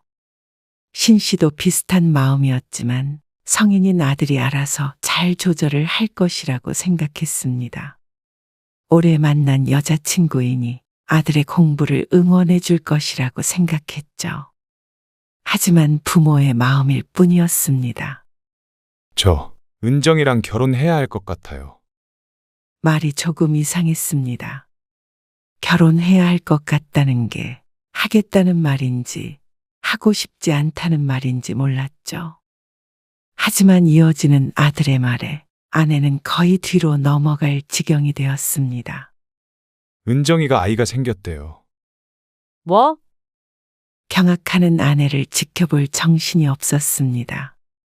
신 씨도 할 말을 잃은 건 마찬가지였습니다. 우려했던 일이 최악의 형태로 일어난 듯 했습니다. 아이는 나중에 낳으면 안 되니. 우선 합격하고 나서 정식으로 결혼하고. 아내는 아들을 만류했습니다. 아내라고 이런 말을 하는 게 마음이 편할 리가 없었습니다. 하지만 그 마음은 100번 이해가 갔습니다. 아들은 화를 냈지만 말이죠. 그러면 애를 지우란 말씀이세요? 나중에 다시 가지면 어떻게 그런 말을 하세요? 지금은 며느리가 된 아들의 여자친구도 눈물을 흘렸습니다. 착잡했습니다. 뭐가 맞는지 한씨 부부도 알지 못했습니다. 결혼하고 안정적으로 살면 공부 더 잘할 수 있어요. 무슨 돈으로 살겠다는 거야? 금방 합격할 테니까 그때까지만 좀 도와주세요. 결국엔 달리 방법이 없었습니다. 아이가 생겨서 결혼하겠다는데 끝까지 반대한다면 며느리에게도 몹쓸 짓을 하는 것이었습니다. 하지만 차마 아들의 결혼을 진심을 다해 축하해 줄 수가 없었습니다. 아들이 결혼할 때 전세자금을 사돈과 반씩 보태주었습니다. 그리고 며느리도 임신으로 일을 그만두었기에 생활비도 도와주었습니다. 하지만 그렇게 계속 살아갈 수 있을 리가 없었습니다. 공부 그만두려고요. 결혼한 지 1년 정도 되었을 때 아들은 펜을 놓았습니다. 이렇게 해서 또 떨어지면 어떡하고. 은정이랑 애 보기도 미안하고요. 한 씨와 아내는 그동안 뒷바라지 했던 것이 허무했습니다. 결국 포기할 것을 그렇게 아등바등했나 싶었죠. 그래도 1차도 합격했었잖아. 조금만 더 하면 되지 않겠냐?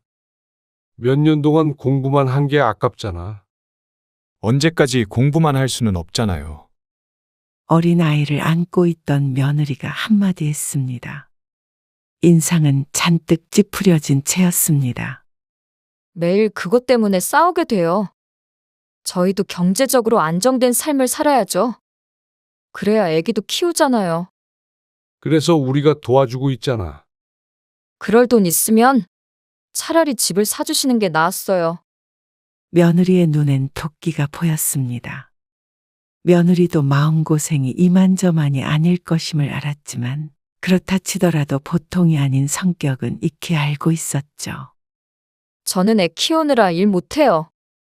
그러면 애 아빠가 돈 벌어와야죠. 말투가 무척 공격적이었습니다. 하지만 그 말에 한씨 부부가 더는 할 수 있는 말이 없었습니다. 아들도 가정이 생겼으니 먹고 살아야 하는 건 맞았습니다. 그리고 더는 아들도 공부에 뜻이 없는 것 같기에 그러라고 했습니다. 더는 부모가 나설 상황이 아님을 알았습니다. 여태껏 뒷바라지한 것은 이미 끝난 일이었고 앞으로 아들이 잘 사면 그것으로 욕심버리고 살자 싶었죠. 그리고 때마침 아내의 건강이 나빠져 아들 부부에게 신경 쓸 겨를이 없어졌습니다. 아들은 직장을 알아보다가 안 되겠는지 사업을 하겠다고 했습니다. 그리고 한씨 부부에게 도움을 요청했죠. 한씨 부부도 마지막이라고 생각하고 보태줬습니다. 이후엔 퇴직을 몇 년 앞두고 지방으로 발령이 난 한씨와 아내는 이사를 하게 됐습니다. 나는 여기서 계속 일하는 게 낫지 않아? 그럼 따로 살게 되는데. 주말 부부 하면 되지. 당신 어차피 곧 있음 퇴직하잖아. 이 나이에 무슨 주말 부부야. 부동산이야 거기에다가 차리면 되지. 잘 안 되면? 여기선 그래도 밥벌이는 되잖아. 잘 안 돼도 우리 먹고 살 걱정할 정도는 아니잖아. 당신 건강도 안 좋은데 같이 내려가서 몇 년 쉬다 온다고 생각하자. 그럼 다시 와? 올 수도 있지. 당신이 다시 오고 싶다고 하면. 그래서 한씨는 살던 집을 팔고 2시간 정도 떨어진 지방으로 갔습니다. 거기에서 한씨는 계속 회사에 다녔고 아내는 다시 부동산을 차렸는데 부동산이 생각보다 잘 돼서 이전보다 돈벌이는 더 됐습니다. 그리고 무엇보다 아들에 대한 걱정을 내려놓으니 조금 살만했습니다. 이제 한씨 부부의 노후만 생각하며 살 수 있을 것 같았죠. 아들도 일이 잘 풀렸는지 삶에 꽤나 만족하는 듯 보였습니다. 일은 잘 돼가니? 먹고 살만은 해요. 공부 그만둔 거는 후회 안 할 정도로요. 그래. 그거면 다행이다. 은정이도 좋아하고요. 하지만 그것도 처음일 인연이었습니다. 불안정한 사업을 하며 외벌이로 풍족하게 살 수 없었던 아들과 며느리는 자주 마찰이 있었습니다. 한씨는 아들네와는 거리가 멀어지니 명절에나 볼 수 있었습니다. 그런데 그렇게 가끔 보는데도 불구하고 한 번씩 아들 며느리가 오면 한씨 속을 뒤집어 놨습니다. 오느라 고생했네. 요새 별일 없고? 아내의 인사말에 며느리가 한씨 부부에게 하소연을 했습니다. 별일이요? 별일이 왜 없겠어요? 왜? 무슨 일 있어? 무슨 일은 매일 있어요. 공부하느라 모아둔 돈은 없지 그렇다고 집이 있는 것도 아니지. 사업이랍시고 하는데 가져오는 돈은 적고 늘 빠듯해요. 며느리의 적나라한 불평에 한씨 부부가 당황스러워 서로를 쳐다보았습니다. 그런다고 집에서 집안일이나 해주는 줄 아세요?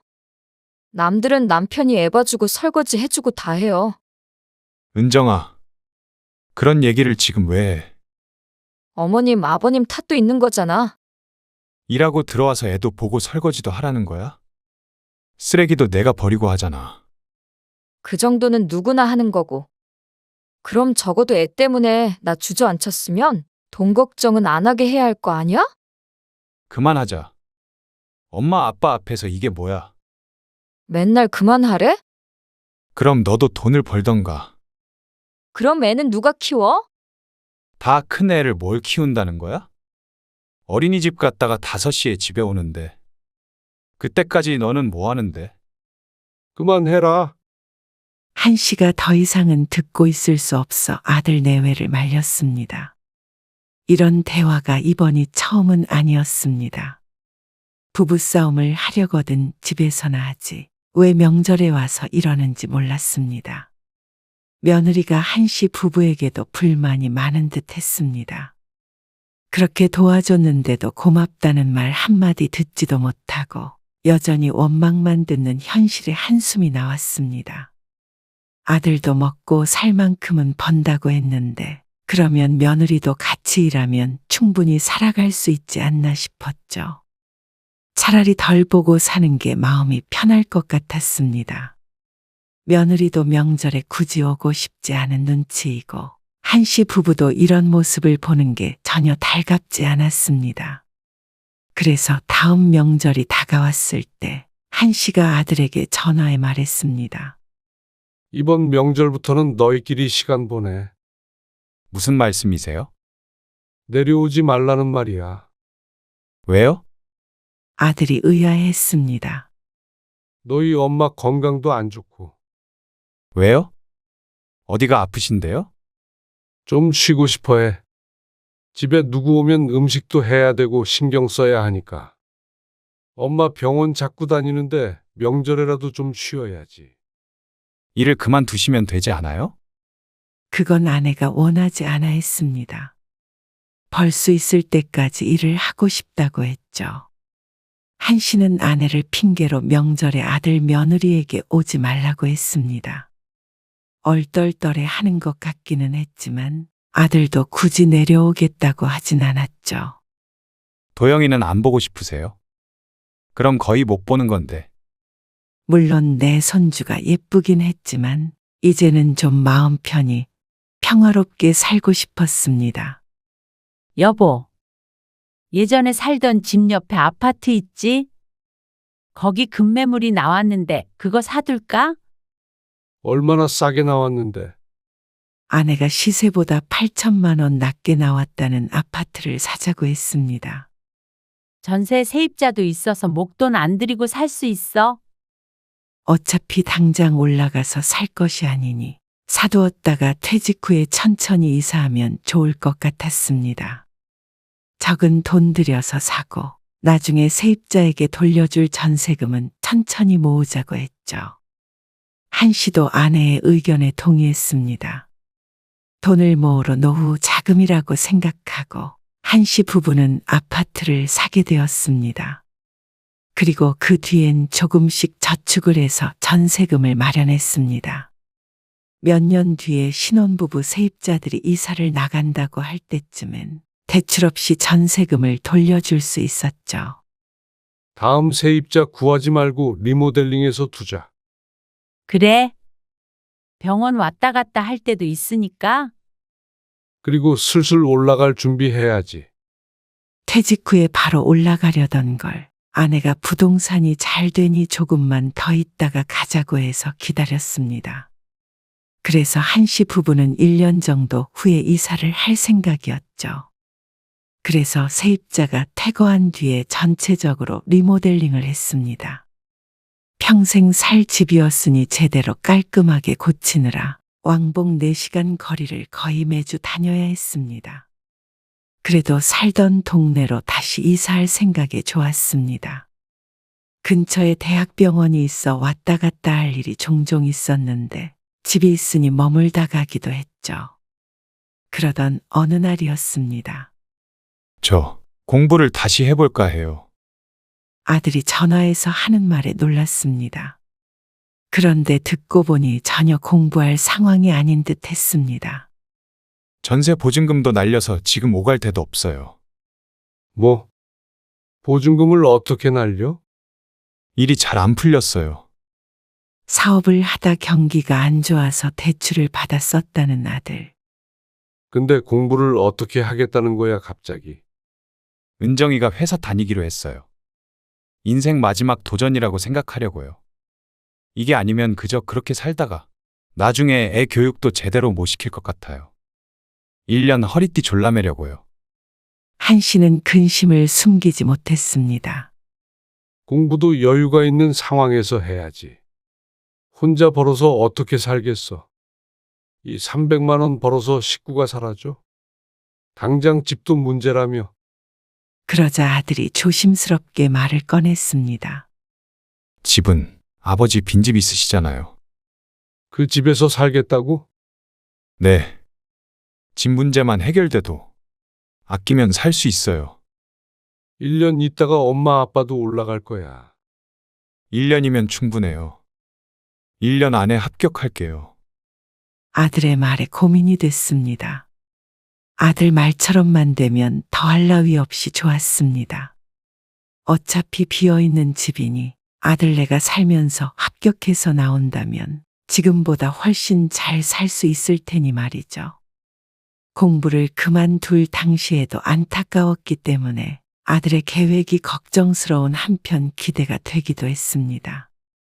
아들도 미련이 남았던 모양이었습니다.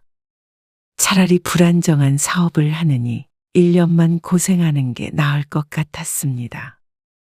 그래서 한 씨도 안 해도 아들이 말한 대로 1년간 집에 들어와 살게 했습니다.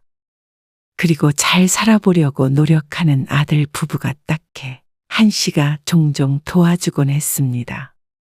애도 이제 초등학생이기 때문에 집이 있다고 해도 며느리 혼자 번 것으로 생활하긴 빠듯할 것이 분명했습니다.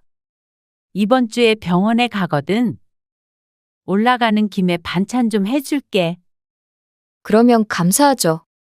지내는데 불편함은 없고? 네. 없어요. 그래. 고생이 많다. 아내의 말에 며느리가 한숨을 쉬었습니다. 곧 아들의 시험이 있는 날이었습니다. 그래서인지 며느리가 싱숭생숭한 모양이었습니다. 그건 한 씨 부부도 마찬가지였습니다. 아들이 호언장담을 했기 때문에 별일이 없다면 붙을 가능성이 높았지만 혹시나 하는 마음에 긴장이 되었습니다. 그런데 얼마 뒤 한 씨는 청천벽력 같은 소식을 들어야 했습니다. 떨어졌어요. 아직 결과 발표도 안 나왔잖아. 채점해봤는데 붙을 가능성이 없어요. 아들의 말에 한 씨는 좌절했습니다. 1차에서 떨어져 버린 아들. 아들이나 며느리도 고생이 많았겠지만 1년간 한 씨도 안 해도 힘들었습니다. 경제적으로 원조도 해줬고 왔다 갔다 하며 반찬도 갖다 주었습니다. 이래저래 뒷바라지도 하고 마음고생도 했는데 결과가 배신을 해버린 것이었죠. 저 아버지만 괜찮다고 하시면 1년만 더 하고 싶어요. 한 씨는 얼른 대답하지 못했습니다. 이제는 아들이 정말 붙을 수 있을지에 대한 생각을 해봐야 할 것 같았습니다. 여태 고생한 게 있어서 억울해서라도 합격을 해야 될 것 같아요. 1년만 더 도와주세요. 그땐 붙든 떨어지든 나갈게요. 며느리의 말에 한 씨는 별 도리가 없었습니다. 여기서 거절을 하면 무슨 원망을 들을까 싶었습니다. 평생 한을 심어줄 수는 없었고 한 씨도 간절히 원하던 것이 아들의 합격이었기 때문에 딱 1년만 더 고생하자 싶었죠. 우리도 1년 더 있다가 이사 가는 걸로 합시다. 그래서 한 씨 부부가 이사하는 것은 내년으로 미루자고 했습니다. 그 사이에 부동산도 정리하고 살던 집도 팔 생각을 했습니다. 올라가면 이제는 좀 쉬엄쉬엄 살 생각이었습니다. 어쨌거나 더 이상 아들에게 들어가는 건 줄어들 것이었습니다. 가서 한 5년만 일하게. 또? 그러면 아직 젊은데 둘이 손가락 빨고 놀아? 당신? 괜찮겠어? 그래도 6년 정도는 더 일할 만하지. 그 말도 틀린 것은 아니었습니다. 앞으로 이 30년 밥 먹고 살려면 60대가 마지막 일할 수 있는 때였죠. 그러면 나도 퇴직금으로 뭐라도 해볼까? 부동산 투자해보려고 하는데 오피스텔 같은 거 사서 그것도 좋겠네. 올라가서 부동산은 차려놓고 쉬엄쉬엄 하자고. 생활비 정도만 나오면 되니까. 그리고 연금도 받으면 노후 대비는 어느 정도 될 것 같았습니다. 이사간 뒤에 지금 살고 있는 집은 또 팔아서 투자도 하면 나중에 자식에게 손 안 벌리고 살 수 있을 것 같았습니다. 그래도 평생 아등바등 열심히 벌고 저축하며 살았더니 말년 인생은 적어도 비참할 것 같지는 않았습니다. 그런데 자식에게 기대게 될까 걱정할 게 아니라 반대 상황을 걱정해야 했었나 봅니다. 엄마 아빠 여기 정리하고 올라갈 준비할게. 결과가 어떻게 되든 나간다고 했으니까. 네. 그렇게 하세요. 그래. 아들의 말을 듣고 한씨 부부는 살던 집을 내놓았습니다. 그리고 부동산도 정리를 했죠. 몇 달 뒤, 집은 계약이 됐습니다. 계약 전에도 아들에게 여러 차례 날짜를 확인했습니다. 1차에 붙으면 2차도 봐야 하니 2차 날짜에 맞춰서 잔금 날짜도 맞췄죠. 어떻게 됐어? 1차 시험날. 시험이 끝날 시간이 됐는데도 아들도 며느리도 연락이 없었습니다. 그래서 기다리다 못해 한씨가 먼저 아들에게 전화를 걸어 물었습니다. 그런데 돌아오는 대답이 시원치가 않았습니다. 결과가 나와봐야 알 것 같아요. 그래도 채점은 해봤을 거 아니야? 그게 아슬아슬한 것 같아서요. 그래서 2차 준비해야 해요. 아슬아슬 하다니 좋은 상황은 아니었지만 그래도 지난번처럼 확실하게 떨어진 것보다는 상황이 나았습니다.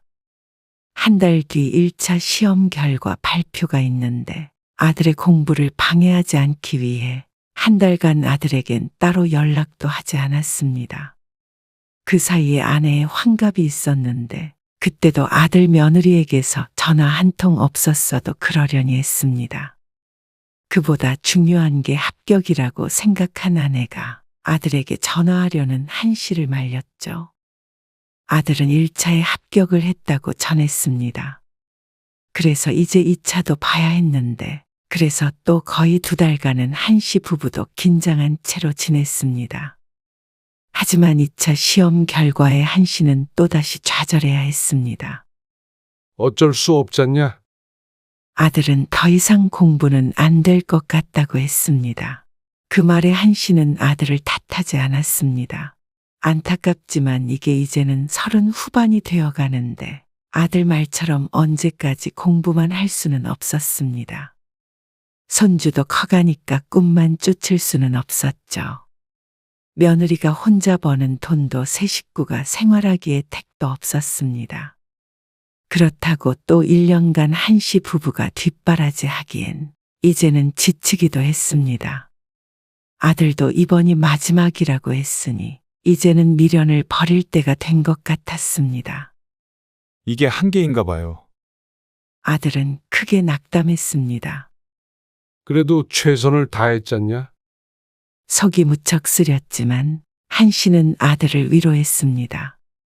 하지만 한씨가 위로를 받고 싶은 심정이었습니다. 아들의 공부를 위해서 한씨 부부도 포기해야 했던 부분이 많았기 때문이었죠. 은정이가 실망이 커서 집 분위기가 그러네요. 이사는 천천히 할게요. 날짜에만 맞춰줘. 한씨가 살고 있는 집 잔금 날짜에 맞춰 한씨도 이사를 가야 했기 때문에 아들이 제 날짜에 나가야 했습니다.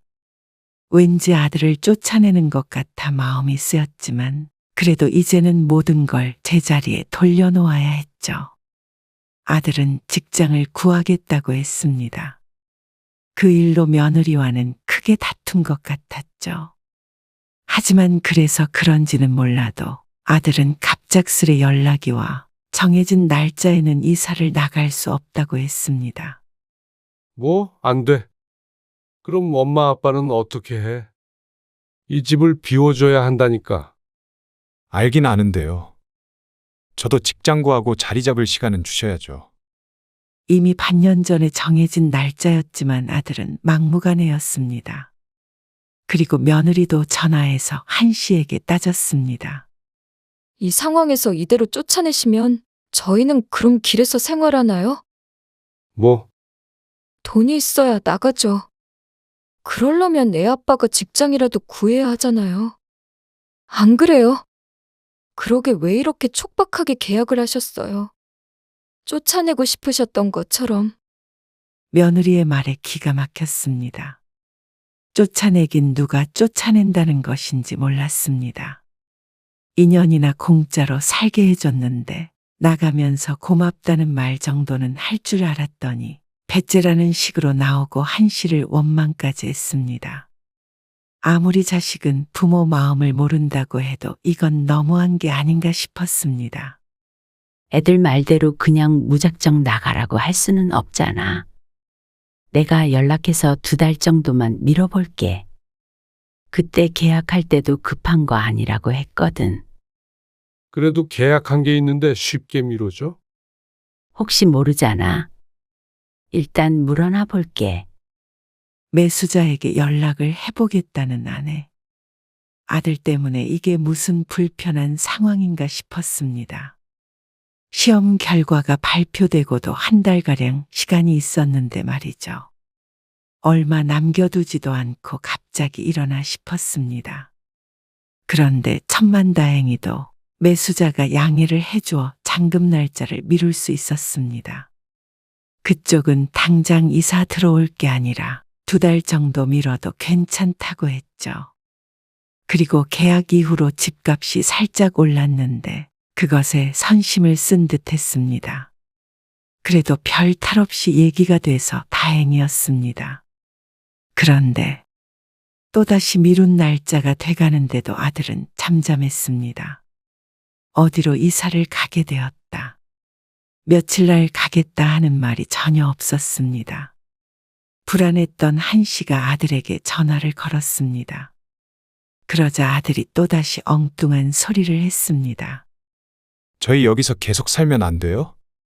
뭐야? 그게 말이 되니? 이제 와서 이게 무슨 소리인가 싶었습니다. 여기 집 팔렸다. 니까? 그거 취소 못해요? 아들의 말에 머리가 지끈지끈 울리는 듯 했습니다. 계약이 장난도 아니고 한 번 미루기까지 했는데 이제 와서 취소한다고 말을 할 수 있을 리 없었습니다. 그리고 그렇게 되면 배상해야 하는 돈도 어마어마했고 말이죠. 엄마도 부동산을 하더라도 거기에서 하시는 게 낫지 않아요? 그리고 건강 안 좋아서 겸사겸사 가신 거잖아요. 공기 안 좋은 데로 뭐하러 다시 오시려고 그러세요? 아들의 말에 기가 막힌 웃음이 터져나왔습니다. 온갖 말로 설득해 보려는 것 같았지만 말도 안 되는 소리였습니다. 올라가지도 않을 거면 뭐하러 그 집을 샀겠어? 한두 푼 하는 것도 아니고. 노후 준비라고 생각하고 아껴가며 마련했습니다. 그런데 그걸 홀랑 가져가 버리려는 아들이 괘씸하기도 했습니다. 결혼할 때 마련해준 전셋집은 사업한다고 스스로 날려놓고는 당연하다는 듯이 부모에게는 수억을 요구하는 꼴이었습니다. 이사 날짜 정해졌으니까 더 이상은 못 미뤄.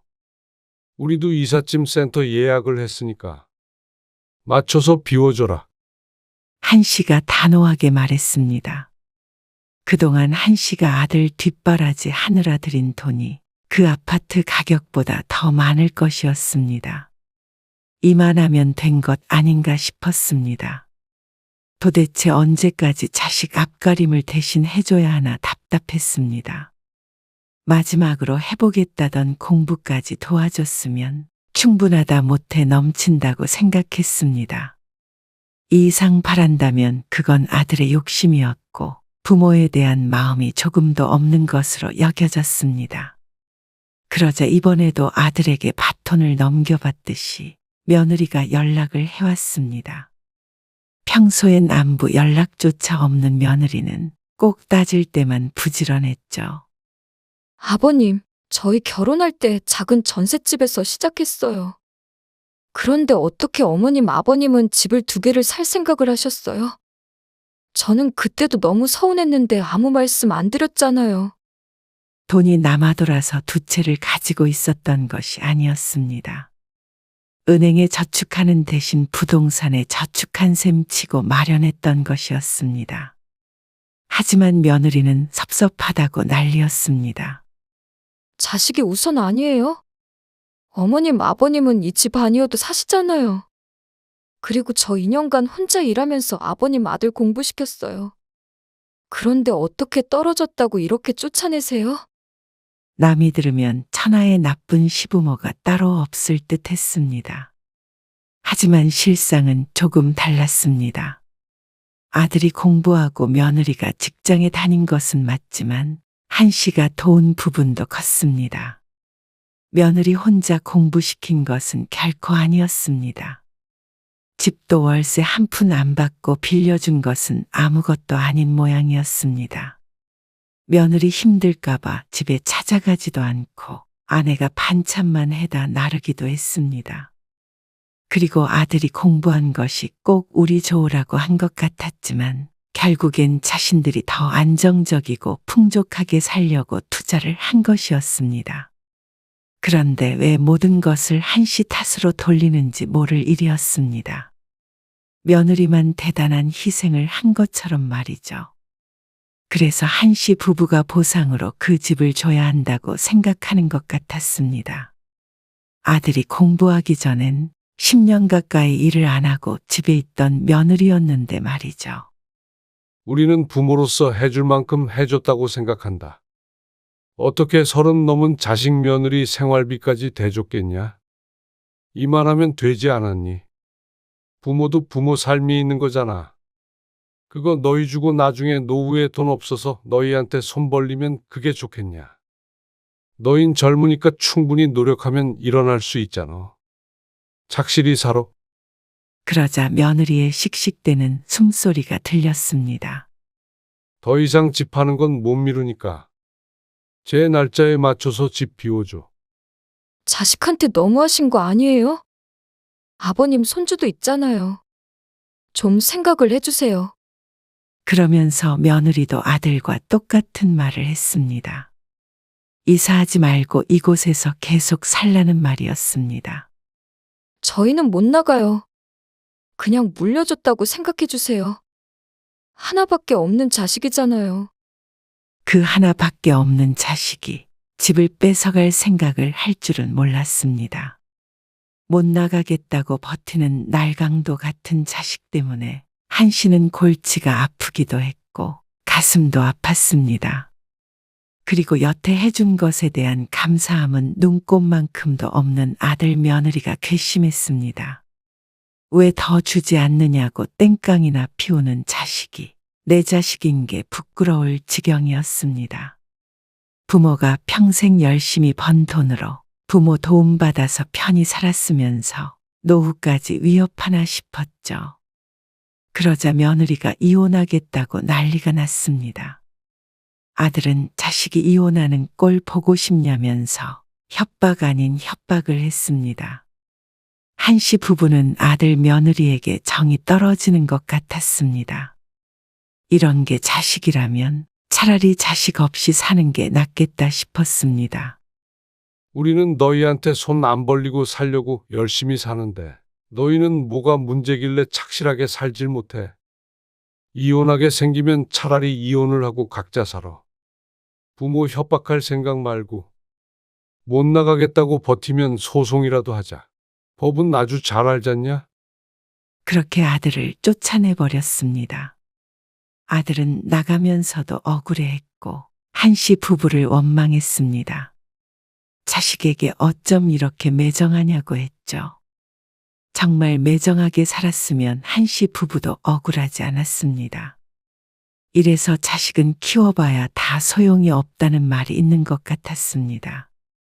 정말로 엉뚱한 곳에 돈과 시간과 청춘을 바친 것 같았습니다.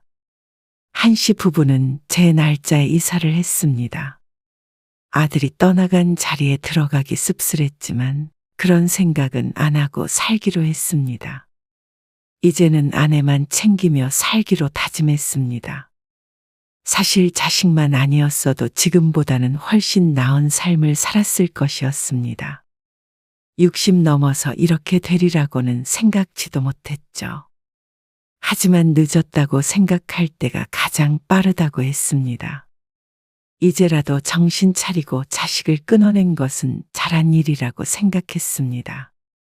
남은 노후라도 부모가 아닌 부부의 삶을 살아보자 결심했습니다. 며느리의 말대로 자식이 우선인 삶은 이제 끝내기로 했죠. 그날 이후로는 아들이 또다시 도와달라고 하더라도 거절했습니다. 나약한 아들도 이제는 제 삶을 제대로 사는 방법을 스스로 깨달아야 했습니다.